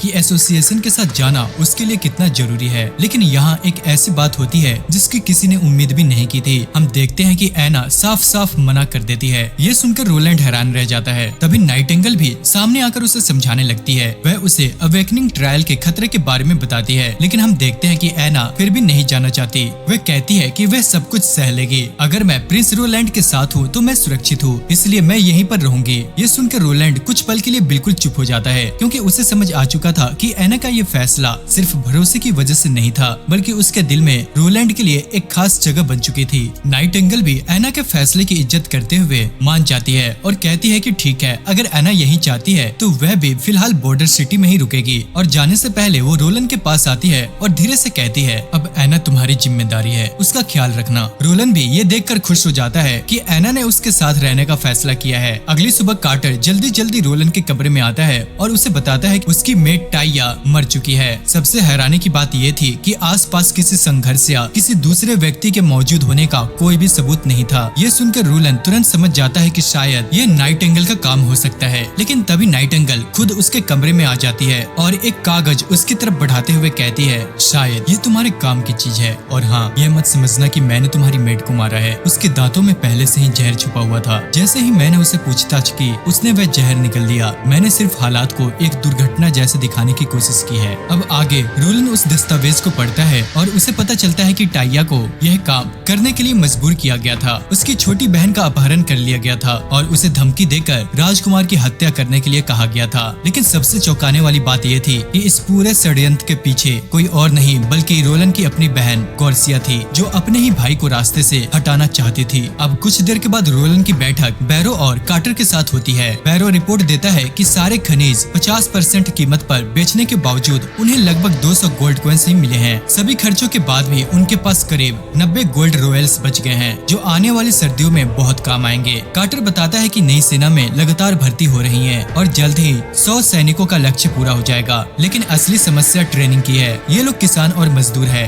कार्टर आगे कहता है, हम उनसे यह उम्मीद नहीं कर सकते कि वे अचानक डेमोनिक बिस्ट से कैसे लड़ेंगे। इनमें से तो बहुतों ने कभी तलवार तक ही नहीं पकड़ी, तो तुम्हारे हिसाब से क्या करना चाहिए? अब कार्टर सजेशन देता है कि शायद बोरिस उनकी मदद कर सकता है, क्योंकि उसके पास युद्ध का अनुभव है। ठीक है, ट्राई करके देख लो। अब कार्टर खुश होकर वहाँ से निकल जाता है। उसके जाने के बाद बैरो धीरे से कहता है, महाराज बुरा मत मानिए, लेकिन कार्टर अभी भी दुनिया को बहुत भोलेपन से देखता है। रोलन सिर हिलाते हुए कहता है, मुझे पता है, मैंने सिर्फ उसका उत्साह बनाए रखने के लिए हाँ कहा था। मैं अच्छी तरह से जानता हूँ कि बोरिस जैसा आदमी हमारी कोई मदद नहीं करेगा, तो आखिर हम करेंगे क्या? हमारे पास न तो युद्ध का अनुभव है और न ही पर्याप्त तलवारें और ढाले। अरे हथियारों की चिंता मत करो चचा, बहुत जल्द हमारे पास ऐसे हथियार होंगे जिनके सामने तलवार और ढाल पुरानी चीजें बन जाएगी। मैं कुछ बिल्कुल नया बनाने वाला हूँ जो इस दुनिया को बिल्कुल हमेशा के लिए बदल देगा। इसके बाद वह अपने एक नए प्रोजेक्ट पर काम शुरू कर देता है और एना को अपने साथ बुलाता है। रोलन एना से कहता है, तुम्हें अपनी सारी आग की शक्ति उंगलियों के सिरे पर केंद्रित करनी होगी। तब तक कोशिश करो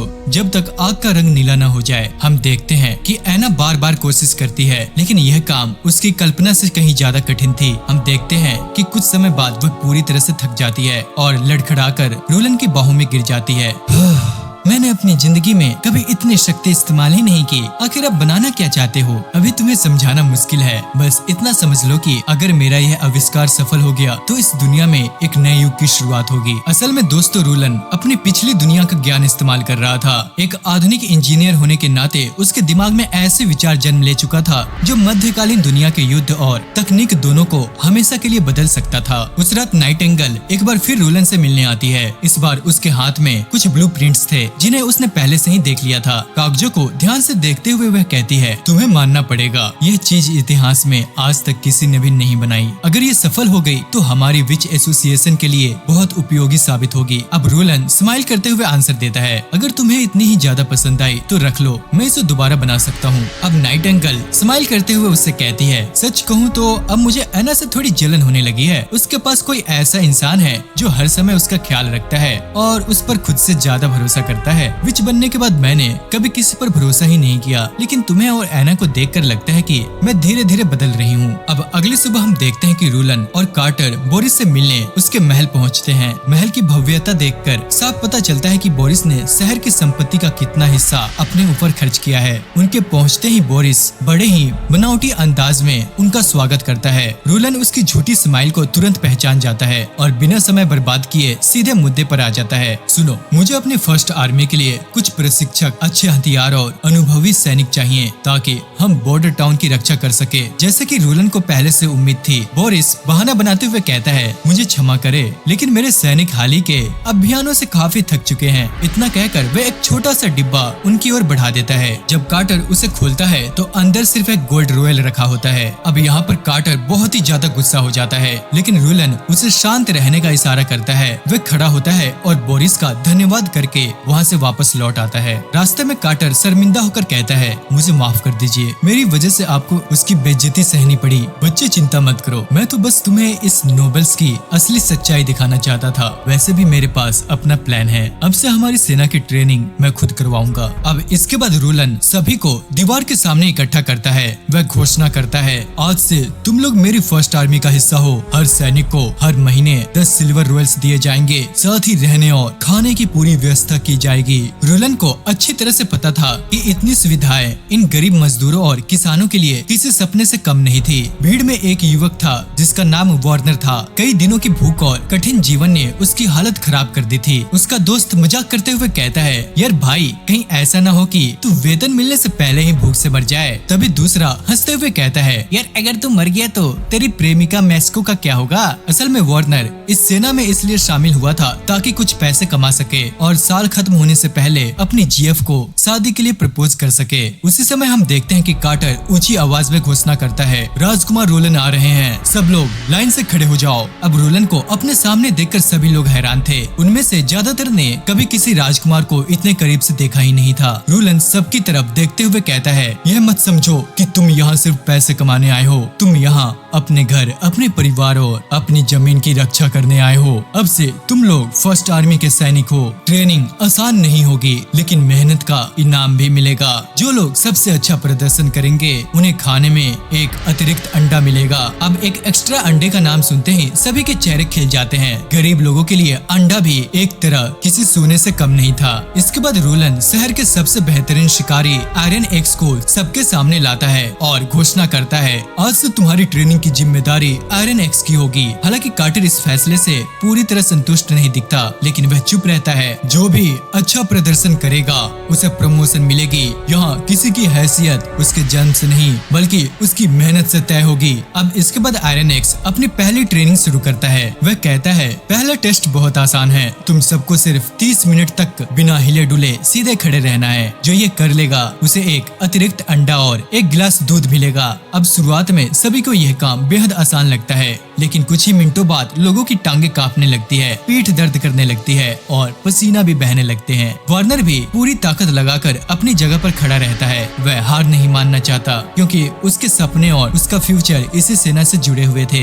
अब 30 मिनट पूरे होने तक लगभग हर किसी की हालत बहुत ही ज्यादा खराब हो चुकी थी। फिर भी अधिकांश लोग डटे रहते हैं। हालांकि वे बेहद थक चुके थे, लेकिन उनके मन में उत्साह भी था। उन्हें लग रहा था कि शायद पहली बार कोई उन्हें सिर्फ मजदूर नहीं बल्कि भविष्य के सैनिकों की तरह देख रहा है। रोलन द्वारा बनाई गई नई सेना की ट्रेनिंग लगातार जारी थी। पहले दिन की ट्रेनिंग खत्म होने के बाद आयरन ने अपनी रिपोर्ट कार्टर को दी। दोनों साथ काम तो कर रहे थे, लेकिन उनके बीच अभी तक कोई खास तालमेल नहीं बना था। उधर नए भर्ती हुए सैनिक आपस में बात कर रहे थे। उन्हें अभी यकीन नहीं हो रहा था कि कोई नोबल सच में अपने वादे पूरे करेगा। आखिर अब तक उन्होंने सिर्फ झूठ और शोषण ही देखा था। लेकिन तभी कार्टर वापस आ गया और सबको बताया कि उन्होंने ट्रेनिंग पूरी की है और उन्हें एक एक अंडा मिलेगा। अब यह सुनकर सबके चेहरे खिल उठते हैं। हालत यह भी थी कि कुछ लोगों ने तो पूरे साल अंडा ही नहीं खाया था। फिर कार्टर ने दूसरा राउंड शुरू कर दिया। इस बार शर्त और भी ज्यादा कठिन थी। अगर सभी लोग 30 मिनट तक बिना हिले खड़े रहे तो सभी को 2 अंडे मिलेंगे,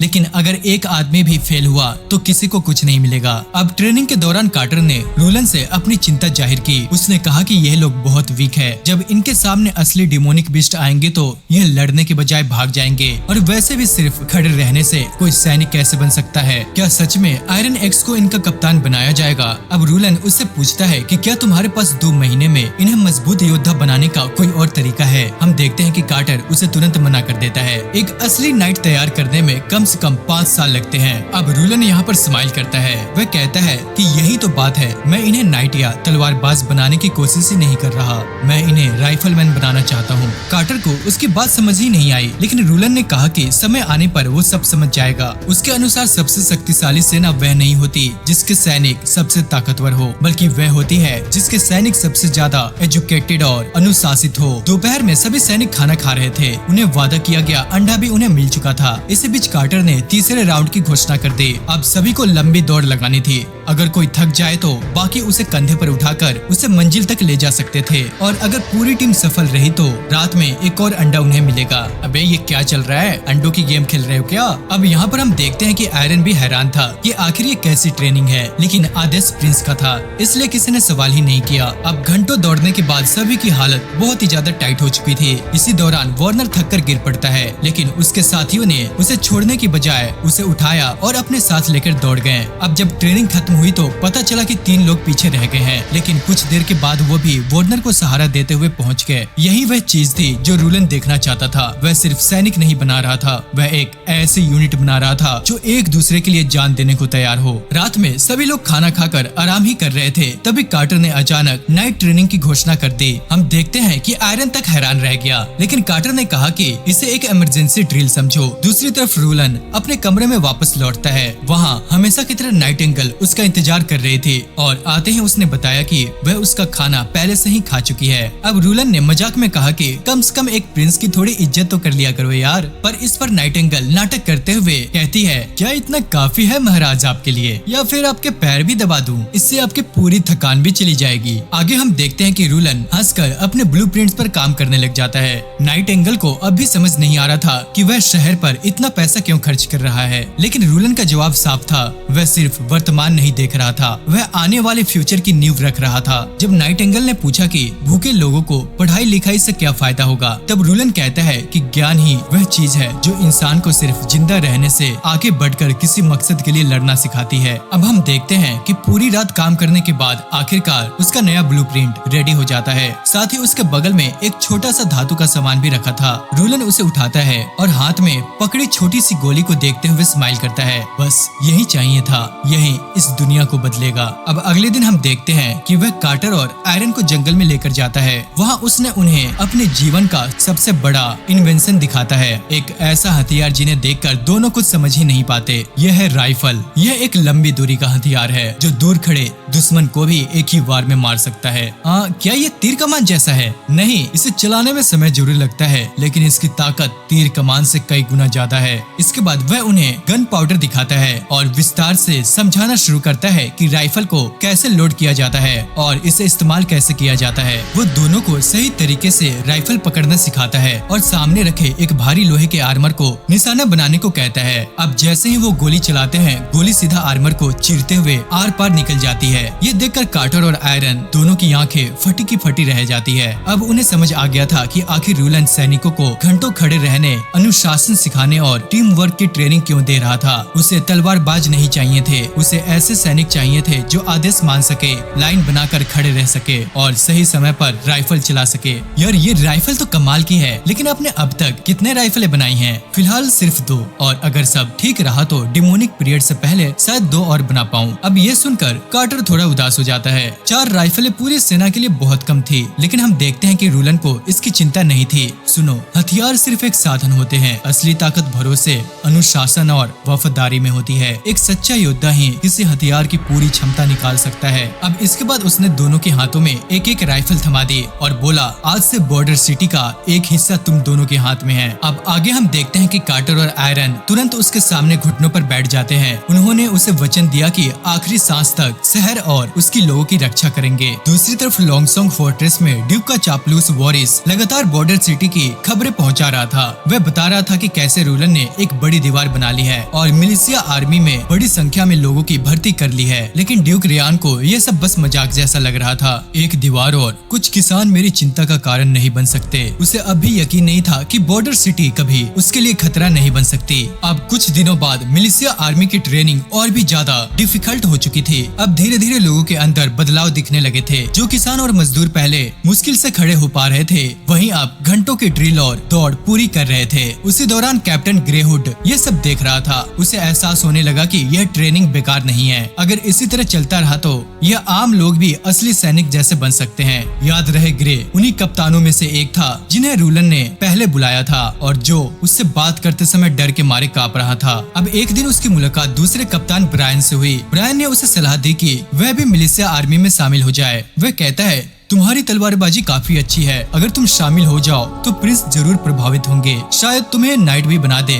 लेकिन ग्रे की सबसे बड़ी कमजोरी उसका आत्मविश्वास था, उसे खुद पर भरोसा नहीं था, इसलिए उसने यह कहकर मना कर दिया कि फिलहाल सिटी गार्ड की नौकरी ही उसके लिए काफी है। अब दोनों बात करते करते जंगल के अंदर एक पुरानी घर जैसे जगह पर पहुंच गए। वहाँ कई हथियारबंद लोग मौजूद थे, लेकिन उनमें से कुछ चेहरे बिल्कुल अनजान थे। दोनों को देखते ही उनमें से एक आदमी स्माइल करता है और बोलता है, मेरे पास तुम लोगों के लिए एक शानदार मौका है। फिर वह दावा करता है कि अगर वे उसका काम करते तो उन्हें नाइट बना दिया जाएगा। अब ये सुनकर दोनों चौंक जाते हैं। उस आदमी ने बताया कि उसका चाचा ड्यूक के सबसे भरोसेमंद लोगों में से एक है, और क्योंकि रूलन ने ड्यूक के प्रस्ताव को ठुकरा दिया था, इसलिए अब उसे सबक सिखाना जरूरी हो गया है। अब उसे महल के अंदर पहुंचने के लिए कुछ लोगों की मदद चाहिए। ग्रे और ब्रायन को तभी महसूस हो गया कि मामला बहुत सीरियस है। क्या तुम लोग प्रिंस को मारने वाले हो? अब वह आदमी हंसते हुए कहता है, नहीं, अगर हम सीधे प्रिंस को मार ही देंगे तो सारा शक ड्यूक पर आएगा। फिर उसने अपनी प्लानिंग बताई। वह कहता है कि हमें बस उस चीज को नष्ट करना है जिस पर बॉर्डर सिटी अभी सबसे ज्यादा निर्भर है, और वह चीज है फूड सप्लाई। उनकी प्लानिंग ये थी कि शहर के लिए जमा किया गया सारा खाद्यान्न जला दिया जाए। अगर भोजन खत्म हो गया तो लोग खुद ही खुद भूख से मर जाएंगे और रूलन का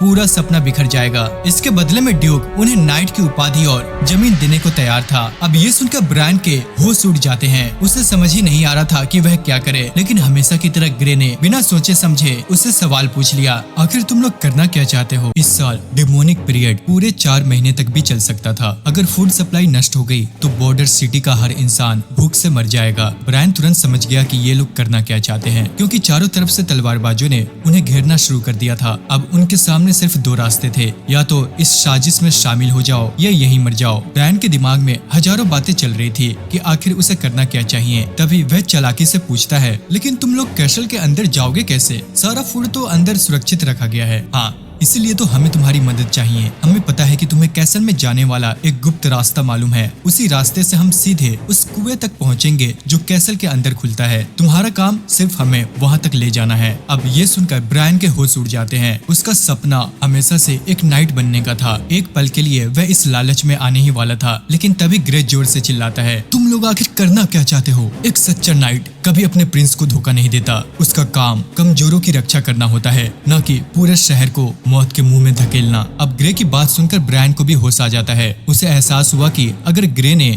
उसे नहीं रोका होता तो वह कितनी बड़ी गलती कर बैठता। लेकिन उन लोगों का नेता यह सुनकर बुरी तरह भड़क जाता है और अगले ही पल वो अपनी तलवार निकाल लेता है और फिर देखते ही देखते ग्रे के सीने में तलवार घुसा देता है। अपने दोस्त को आंखों के सामने मरते देख ब्रायन का खून खौल उठता है, लेकिन वह जानता था कि फिलहाल वह अकेले इतने लोगों का सामना नहीं कर सकता, इसलिए उसने दिखावे के लिए उनकी बात मान ली। अब वह उन्हें वही गुप्त रास्ते दिखाते हुए कैसल की तरफ ले जाने लगा। हालांकि उसके मन में सिर्फ एक ही बात चल रही थी, वो था ग्रे का बदला लेना। जैसे ही वे लोग सीढ़ियों से नीचे उतर रहे थे, ब्रायन अचानक झपटा और उनमें से एक आदमी को पकड़कर सीढ़ियों से नीचे लुढ़क गया। कुछ ही सेकंड्स में स्टोरेज रूम के अंदर लड़ाई शुरू हो गई। अब ब्रायन अकेला था और सामने कई दुश्मन खड़े थे, लेकिन उसकी तलवारबाजी काफी कमाल की थी। वह एक एक करके सभी को गिराने लगा। कुछ ही देर में लगभग सारे तलवारबाज मारे जा चुके थे। अब सिर्फ वही आदमी बचा था जिसने ग्रे को मारा था। अब हम देखते हैं कि ब्रायन बदला लेने के लिए तलवार उठाता है, लेकिन तभी पीछे से एक और आदमी हमला कर देता है। उसकी तलवार सीधे ब्रायन के शरीर में घुस जाती है। फिर वह अपना मास्क हटाकर कहता है, शायद तुम मुझे पहचानते होगे, मैं हूँ लॉर्ड वाइपर, लॉन्गसोंग फोर्ट्रेस का सबसे ऊंचे दर्जे का नाइट। आज तुम्हारा मरना तय है और मजे की बात यह है कि तुम्हारी मौत के बाद सारा इल्जाम भी तुम पर ही आएगा। सब यही मानेंगे कि तुमने अपने प्रिंस के साथ विश्वासघात किया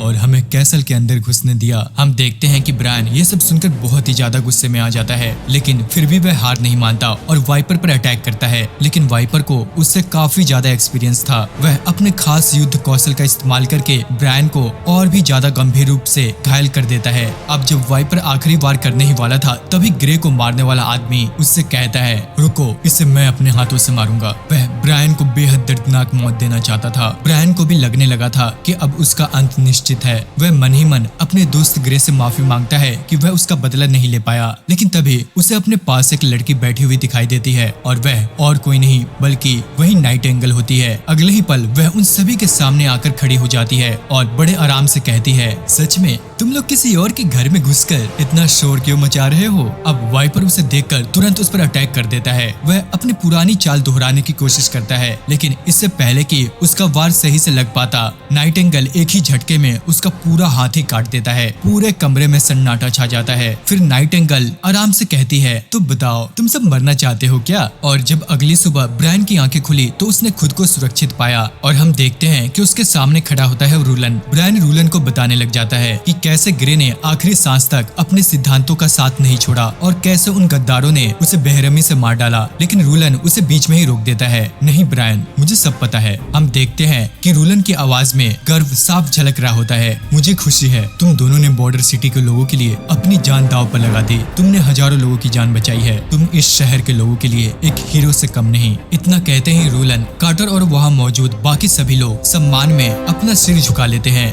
यह देखकर ब्रायन की आंखों में आंसू आ जाते हैं। नहीं प्रिंस, असली हीरो तो ग्रे था। अगर उसने उस वक्त हिम्मत न दिखाई होती तो शायद मैं भी गलत रास्ता चुन लेता। चिंता मत करो, ग्रे का अंतिम संस्कार पूरे सम्मान के साथ किया जाएगा। उसे एक सच्चे हीरो की तरह विदाई मिलेगी और उसकी फैमिली की जिम्मेदारी आज से मेरी। अब यह सब सुनकर ब्रायन की आंखें और भी ज्यादा भर जाती है। प्रिंस, उन दोनों अपराधियों का क्या होगा? फिक्र मत करो, वो दोनों हमारी कैद में हैं और उन्हें वही सजा मिलेगी जिसके वे हकदार है। ऐसी सजा की अगली बार कोई भी बॉर्डर सिटी के खिलाफ सोचने से पहले 100 बार सोचे। इसके बाद जाने से पहले रूलन ब्रायन से एक वादा करता है, डेमोनिक पीरियड खत्म होते ही मैं तुम्हें अपना नाइट बनाऊंगा। अब ये सुनते ही ब्रायन के चेहरे पर पहली बार स्माइल आ जाती है। अब कमरे से बाहर निकलते ही बैरो सीरियस होकर कहता है, मुझे पूरा यकीन है कि इस पूरे मामले के पीछे ड्यूक रियान का हाथ है। अब कार्टर भी सहमति से सिर हिलाता है। सही कहा, जिन अपराधियों को हमने पकड़ा है उनमें से एक ड्यूक का निजी नाइट लॉर्ड वाइपर है और दूसरा आदमी वह असल में बोरिस का दूर का भतीजा है। इसलिए संभावना है कि बोरिस भी इस साजिश में शामिल हो। तो तुम्हारे हिसाब से मुझे क्या करना चाहिए? कानून के अनुसार तो इन दोनों को तुरंत मौत की सजा मिलना चाहिए, लेकिन इनके संबंध में बड़े नोमल से है। हमें थोड़ा इंतजार करना चाहिए। पहले देखते हैं कि ड्यूक और बोरिस क्या कदम उठाते हैं। लेकिन फैसला लेने से पहले ही खबर आती है कि खुद बोरिस उनसे मिलने आया है और इस समय उसका चेहरा देखकर साफ पता चल रहा था कि उसके पसीने छूटे हुए हैं। जैसे ही वह अंदर आता है,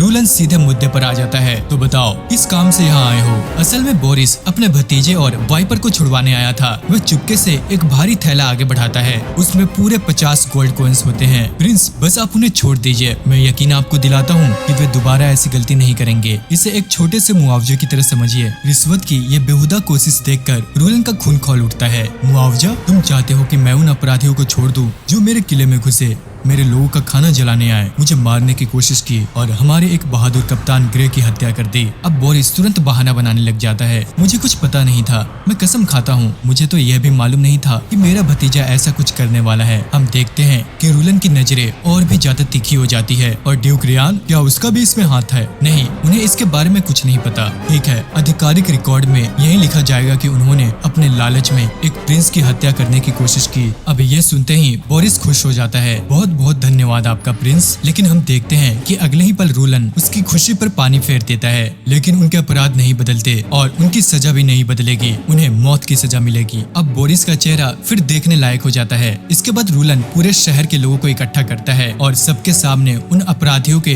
अपराध गिनाता है। इन लोगों ने तुम्हारा खाना छीनने की कोशिश की, इन लोगों ने हमारे हीरो ग्रे की हत्या की और इन लोगों ने बॉर्डर सिटी को भूख से मारने की साजिश रची। अब ये सब सुनते ही भीड़ बहुत ही ज्यादा गुस्से में आ जाती है। लोग उन दोनों अपराधियों को देखकर जोर जोर से चीखने लग जाते हैं, फांसी दो, सजा दो, ग्रे का बदला लो। और आखिरकार बोरिस की आंखों के सामने ही वाइपर और उसके साथी को फांसी पर लटका दिया जाता है। अब रात को रूलन अकेला बैठा शहर की आने वाली परेशानियों के बारे में सोच रहा होता है। तभी अचानक खिड़की के पास एक जानी पहचानी आवाज सुनाई देती है। लगता है आज भी तुम सोने वाले नहीं हो। और हम देखते हैं कि वो और कोई नहीं बल्कि नाइटिंगेल होती है। वैसे मुझे तुम्हारा शुक्रिया अदा करना चाहिए। अगर तुम समय पर वहाँ नहीं पहुँचती तो शायद आज मैं जिंदा नहीं होता। अरे रहने भी दो, मैंने तुम्हें बचाकर एना और नीना को ही बचाया है। अब ये सब सुनकर रूलन हंसने लग जाता है। तो फिर एक काम करो, मेरी पर्सनल बॉडीगार्ड बन जाओ। कम से कम तुम्हें हर बार खिड़की तोड़कर अंदर तो नहीं आना पड़ेगा। अब ये सुनकर वो उसे घूरने लग जाती है। मंथली सैलरी कमाओगी, वीकेंड्स पर छुट्टी मिलेगी, ऊपर से पेड लीव भी। क्या तुमने अभी अभी एक लेबर लॉ भी बना दिए? एक बात बताओ रूलन, तुम इतने बड़े हाइपोक्रिट क्यों हो? हाई क्लास नोबल्स को भगवान के नाम पर फांसी दे रहे हो, लेकिन विचेस को सबसे छुपाकर बचा रहे हो, जबकि चर्च के नियमों के मुताबिक तो उन्हें जिंदा रहने का अधिकार ही नहीं है। देखो सीधी सी बात है, चर्च करप्ट हो चुका है, ये बात लगभग हर कोई जानता है, लेकिन मानने की हिम्मत नहीं किसी में। मेरी नजर में कानून भले अंधा हो सकता है, लेकिन न्याय नहीं। मैं सिर्फ वही कर रहा हूँ जो मेरे लोगों के लिए सही है, और अगर भगवान भी इसे नहीं समझ सकते, फिर वे भगवान कहलाने के लायक नहीं। हम देखते हैं कि ये सब सुनकर वो कुछ पल के लिए चुप हो जाती है। वह रूलन को ऐसे देख रही थी जैसे पहली बार उसे समझने की कोशिश कर रही हो। उसके मन में बस एक ही ख्याल चल रहा था कि यह किसी राजकुमार की सोच नहीं हो सकती, यह किसी क्रांति की शुरुआत है। अब कुछ दिनों के बाद ब्रायन ग्रे की कब्र पर पहुंचता है। उसके हाथ में फूल का एक गुलदस्ता था। वह कब्र के सामने घुटनों के पल बैठकर कुछ कहता है, ग्रे, मैं तुम्हें बताने आया हूँ कि मैं अब एक नाइट बन चुका हूँ, और ये सब सिर्फ प्रिंस रूलन की वजह से हुआ है। उन्होंने एक विच की मदद से मेरी जान भी बचाई। अब मैं तुम्हारी तरह अपने शहर की रक्षा करूंगा आखिरी सांस तक, क्योंकि आज तुम सिर्फ मेरे दोस्त नहीं बल्कि बॉर्डर सिटी के हीरो हो। दूसरी तरफ लॉन्गसोंग फोर्ट्रेस में बोरिस गुस्से से आग बबूला होकर ड्यूक रियान को पूरी घटना बता रहा था। उस हरामखोर प्रिंस ने मेरी एक नहीं सुनी, उसने मेरे भतीजे और लॉर्ड वाइपर को पूरे शहर के सामने फांसी पर चढ़ा दिया। हम देखते हैं कि वह मेज पर जोर से मुक्का मारते हुए चिल्लाता है, बस आदेश दीजिए, मैं बॉर्डर सिटी को जड़ से उखाड़ फेंकूंगा और उस प्रिंस का सिर खुद आपके कदमों में लाकर रख दूंगा। हम देखते हैं कि ड्यूक रियान शांत बैठा उसकी बातें सुन रहा होता है। फिर वह अपने सबसे भरोसेमंद सलाहकार पेट्रोफ की तरफ देखता है। तो बताओ पेट्रोफ, तुम्हारी क्या राय है? मैं इससे बिल्कुल सहमत नहीं हूँ। अब ये सुनते ही बोरिस भड़क जाता है, लेकिन हम देखते हैं कि पेट्रोफ अपनी बात जारी रखता है। अगर हमने अभी बॉर्डर सिटी पर हमला किया तो वहाँ की पूरी आबादी को कुर्बान करना पड़ेगा, और अगर फोर्थ प्रिंस मारा गया तो रॉयल फैमिली के साथ हमारे संबंध हमेशा के लिए खत्म हो जाएंगे। तुम सच में कायर हो? तो क्या हम अपनी बेइज्जती भूल जाए? हम देखते हैं कि पेट्रोफ यहाँ पर शांत होता है। युद्ध जीतना आसान है, लेकिन उसके बाद के परिणाम झेलना मुश्किल। ये बात ड्यूक को भी लॉजिकल लगती है। तो तुम्हारे पास कोई और बेहतर योजना है? 3 तरीके हैं। पहला, उनकी सारी फूड सप्लाई काट दो,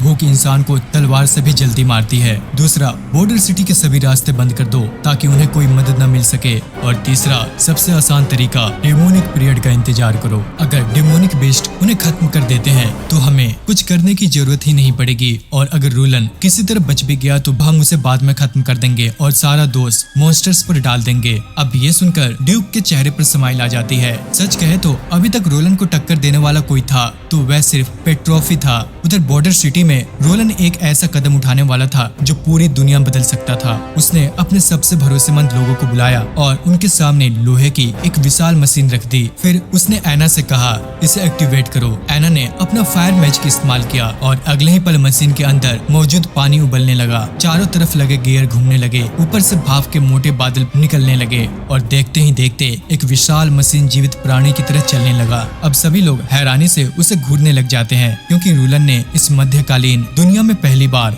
स्टीम इंजन का आविष्कार कर दिया था। अब ये सब देखकर कार्टर की आंखें फटी की फटी रह जाती है। वह कहता है कि अगर ऐसी मशीनें बन गई तो क्या नाइट्स की जरूरत ही खत्म नहीं हो जाएगी? अब ये सुनकर रोलन हंस पड़ता है। नहीं कार्टर, मशीनें इंसानों की जगह नहीं लेती, वे सिर्फ उनकी ताकत बढ़ाती है। हम बस अपने युद्ध लड़ने का तरीका बदलेंगे, पुराने तीर कमान की जगह राइफलें लेंगे और यह स्टीम इंजन नई मशीनों की नींव बनेगा। लेकिन फिलहाल ये युद्ध के लिए नहीं है, मैं इससे कहीं बड़ा खेल खेल रहा हूँ। मेरा पहला लक्ष्य है बॉर्डर सिटी का अर्थव्यवस्था को सबसे मजबूत बनाना। इसके बाद हम देखते हैं कि रूलन इंजन को नॉर्थ स्लोप माइंस में टेस्ट करने के लिए ले जाता है। रेल जैसी पटरियां बिछाई जाती है, फिर उन पर भारी भरकम लोहे और खनिजों से भरी गाड़ियां लाद दी जाती है, जो वजन दर्जनों मजदूर मिलकर भी मुश्किल से उठा पाते थे। वह स्टीम इंजन आसानी से खींचने लग जाता है। माइनर्स ये सब देखकर खुश हो जाते हैं। उनकी मेहनत अचानक आधी हो चुकी थी। प्रोडक्शन कई गुना बढ़ने वाला था, लेकिन रूलन सिर्फ आविष्कारक ही नहीं था, वह एक इंजीनियर भी था, और वह वह अच्छी तरह जानता था कि great power comes with great responsibility.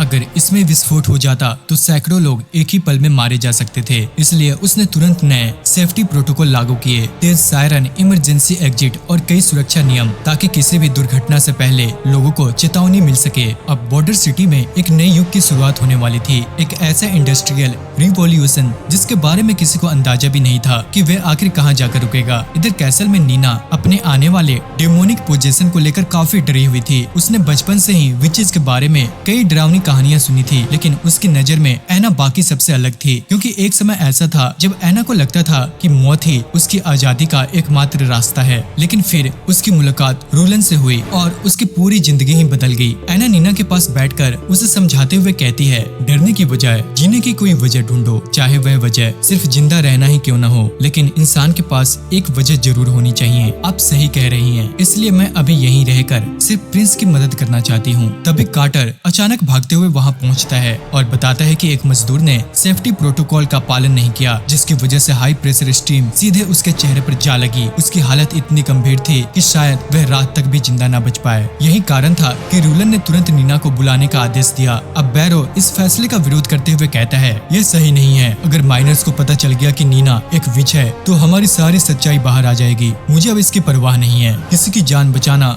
राज छुपाने से कहीं ज्यादा जरूरी है। कुछ देर के बाद कार्टर नीना को लेकर उस घायल मजदूर के पास पहुंचता है। उसकी हालत देखकर नीना खुद घबरा जाती है। उसका चेहरा और शरीर बुरी तरह से झुलस चुका था। तब रूलन उसके कंधे पर हाथ रखकर कहता है, बस इसे एक घायल जानवर समझो और उसकी मदद करो। हम देखते हैं कि नीना धीरे धीरे अपना हीलिंग मैजिक इस्तेमाल करना शुरू करती है। देखते ही देखते मजदूर की जली हुई त्वचा ठीक होने लगती है, उसके घाव भरने लग जाते हैं और कुछ ही मिनटों में उसका पूरा शरीर लगभग स्वस्थ हो जाता है। अब ये नजारा देखकर आसपास खड़े सभी माइनर्स हैरान रह जाते हैं। यह तो जादू है, नहीं ये लड़की जरूर एक विच है। अब चारों तरफ फुसफुसाहट शुरू हो जाती है। तभी रोलन आगे बढ़कर ऊंची आवाज में कहता है, अपनी आंखें खोलकर देखो, अभी अभी इस विच ने एक इंसान की जान बचाई है। विचेस कभी दुश्मन थी ही नहीं, असली दुश्मन तो वो लालची नोबल्स और भ्रष्ट चर्च है जो सालों से हमें धोखा देते आ रहे हैं। अब ब्रायन की बात सुनकर लोगों की सोच धीरे धीरे बदलने लग जाती है। लेकिन तभी बैरो एक नई खबर लेकर आता है, प्रिंस एक समस्या हो गई है। नीना के पिता यहाँ आ गए हैं। उन्हें पता चल चुका है कि उनकी बेटी एक विच है। अब रूलन तुरंत ऐना को नीना के साथ अंदर भेज देता है और खुद बैरो और कार्टर के साथ नीना के पिता से मिलने पहुंच जाता है। जैसे ही वे सामने आते हैं, नीना के पिता गुस्से में चिल्ला उठते हैं, मेरी बेटी मुझे वापस दे दो। उन्हें लगा था कि रूलन ने नीना को उसकी विच शक्तियों की वजह से कैद कर लिया है। गुस्से में वह अपनी तलवार तक निकाल लेते हैं। अब कार्टर तुरंत रूलन के सामने आकर खड़ा हो जाता है, मुझे चर्च की परवाह नहीं है। अगर मेरी बेटी को कुछ हुआ तो मैं किसी भी हद तक जा सकता हूँ। अब हम देखते हैं कि सिचुएशन इतनी बिगड़ जाती है कि कार्टर और वे लगभग लड़ने ही वाले होते हैं। आप गलत समझ रहे हैं, मैंने नीना को कैद नहीं किया है, मैं उसकी रक्षा कर रहा हूँ, बल्कि मैं तो उसकी शक्तियों को बेहतर तरीके से इस्तेमाल करना सीख रहा हूँ। उसी समय ऐना नीना को लेकर वहाँ पर पहुँच जाती है। अपनी बेटी को सुरक्षित देखकर उसकी आंखों में आंसू आ जाते हैं। इसके बाद माहौल थोड़ा शांत हो जाता है और वे रूलन को एक पुरानी घटना बताते हैं। जब नीना बहुत छोटी थी तब उसने एक घायल बिल्ली को ठीक कर दिया था। उसी दिन मुझे समझ आ गया था कि वह एक विच है, लेकिन मैंने कभी उसे मॉन्स्टर नहीं समझा। वह मेरी बेटी है और हमेशा रहेगी। रूलन उनसे कहता है, अब यह बात ज्यादा समय तक छुपी नहीं रहेगी, इसलिए बेहतर होगा कि नीना यहीं बॉर्डर सिटी में रहे। डेमोनिक पीरियड के दौरान उसका हीलिंग मैजिक हजारों लोगों की जान बचा सकता है। लेकिन हम देखते हैं कि उसके पिता साफ इनकार कर देते हैं। वह सिर्फ एक छोटी बच्ची है, मैं उसे यहाँ से दूर ले जाऊंगा और उसकी शक्तियों को दुनिया से छिपा कर रखूंगा। सुनिए, प्रॉब्लम सिर्फ डेमोनिक बीस्ट ही नहीं, जल्द ही ड्यूक भी हमारे खिलाफ कदम उठाएगा और सच कहूँ तो ऐना और नीना की मदद के बिना मैं यह लड़ाई नहीं जीत सकता। तभी हम देखते हैं कि कार्टर कुछ माइनर्स को लेकर कमरे में आ जाता है। उनमें वही मजदूर भी मौजूद था जिनकी जान कुछ देर पहले नीना ने बचाई थी। नीना के पिता को लगता है कि अब सब लोग उनकी बेटी को दोष देंगे, लेकिन अगले ही पल सभी माइनर्स उनके सामने घुटनों के बल बैठ जाते हैं। मिस नीना, आपका ये एहसान मैं जिंदगी भर नहीं भूलूंगा। चर्च ने हमें सालों तक धोखे में रखा, लेकिन आज आपने हमारी जान बचाई है। हम देखते हैं कि बाकी माइनर्स भी उसका समर्थन करते हैं। ये देखकर नीना और उसके पिता दोनों की आंखें भर जाती है, क्योंकि शायद पहली बार किसी उसी समाज ने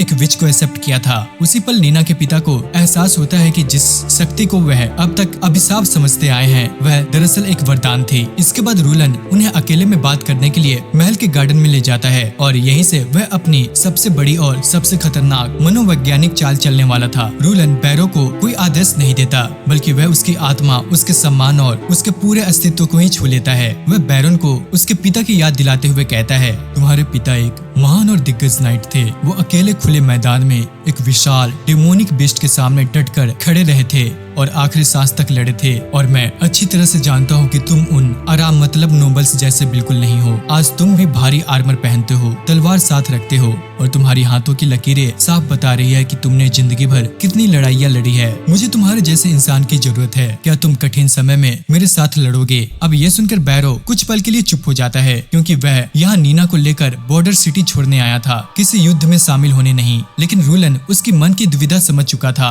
अगर किसी भी नोबल्स को पता चल गया कि नीना एक विच है तो वे बिना सोचे समझे उसकी जान लेने की कोशिश करेंगे। लेकिन अगर वह यहाँ हमारे साथ रही तो एक दिन यही लोग उसे अपना रक्षक, फरिश्ता मानेंगे। वह आगे कहता है, मैं खुद फ्रंट लाइन पर लड़ूंगा और अगर किसी भी वक्त इस शहर पर खतरा आया तो सबसे पहले नीना को सुरक्षित बाहर निकाला जाएगा। यह मेरा तुमसे वादा है। जब खुद एक प्रिंस सामने खड़े होकर ऐसा वादा करे तो उसे ठुकराना आसान नहीं होता। बैरन की आंखें नम हो जाती है। उसे एहसास हो जाता है कि वह अपनी बेटी को हमेशा डर के साए में नहीं रख सकता। आखिरकार वह अपने घुटनों पर बैठ जाता है और उनसे कहता है, प्रिंस, आज से मेरी तलवार, मेरी जान और मेरी वफादारी सब कुछ आपका है। अब वहीं इधर सर्दियां दरवाजे पर दस्तक दे चुकी थी। पूरा बॉर्डर सिटी युद्ध सत्र पर तैयारियों में जुट गया था। मजदूर दिन रात ओवरटाइम कर रहे थे। मिलिशिया आर्मी लगातार कठिन ट्रेनिंग ले रही थी। लोहार राइफल्स और हथियार बनाने में लगे हुए थे। माइनर्स खदानों से ज्यादा संसाधन निकाल रहे थे। ये सिर्फ एक दीवार नहीं थी जो बन रही थी, बल्कि लोहे का एक ऐसा किला तैयार हो रहा था जो आने वाले डेमोनिक पीरियड का सामना कर सके। अब ठंड शुरू होने से पहले नाइट एंगल दोबारा एना और नीना से मिलने आती है। वह आखिरी बार एना को मनाने की कोशिश करती है। मेरी बात सुनो एना, चाहे तुम लोग कितनी भी कोशिश कर लो, इंसानों का यह शहर इस खतरनाक सर्दी को नहीं झेल पाएगा। हमारे पास अभी भी होली माउंटेन है,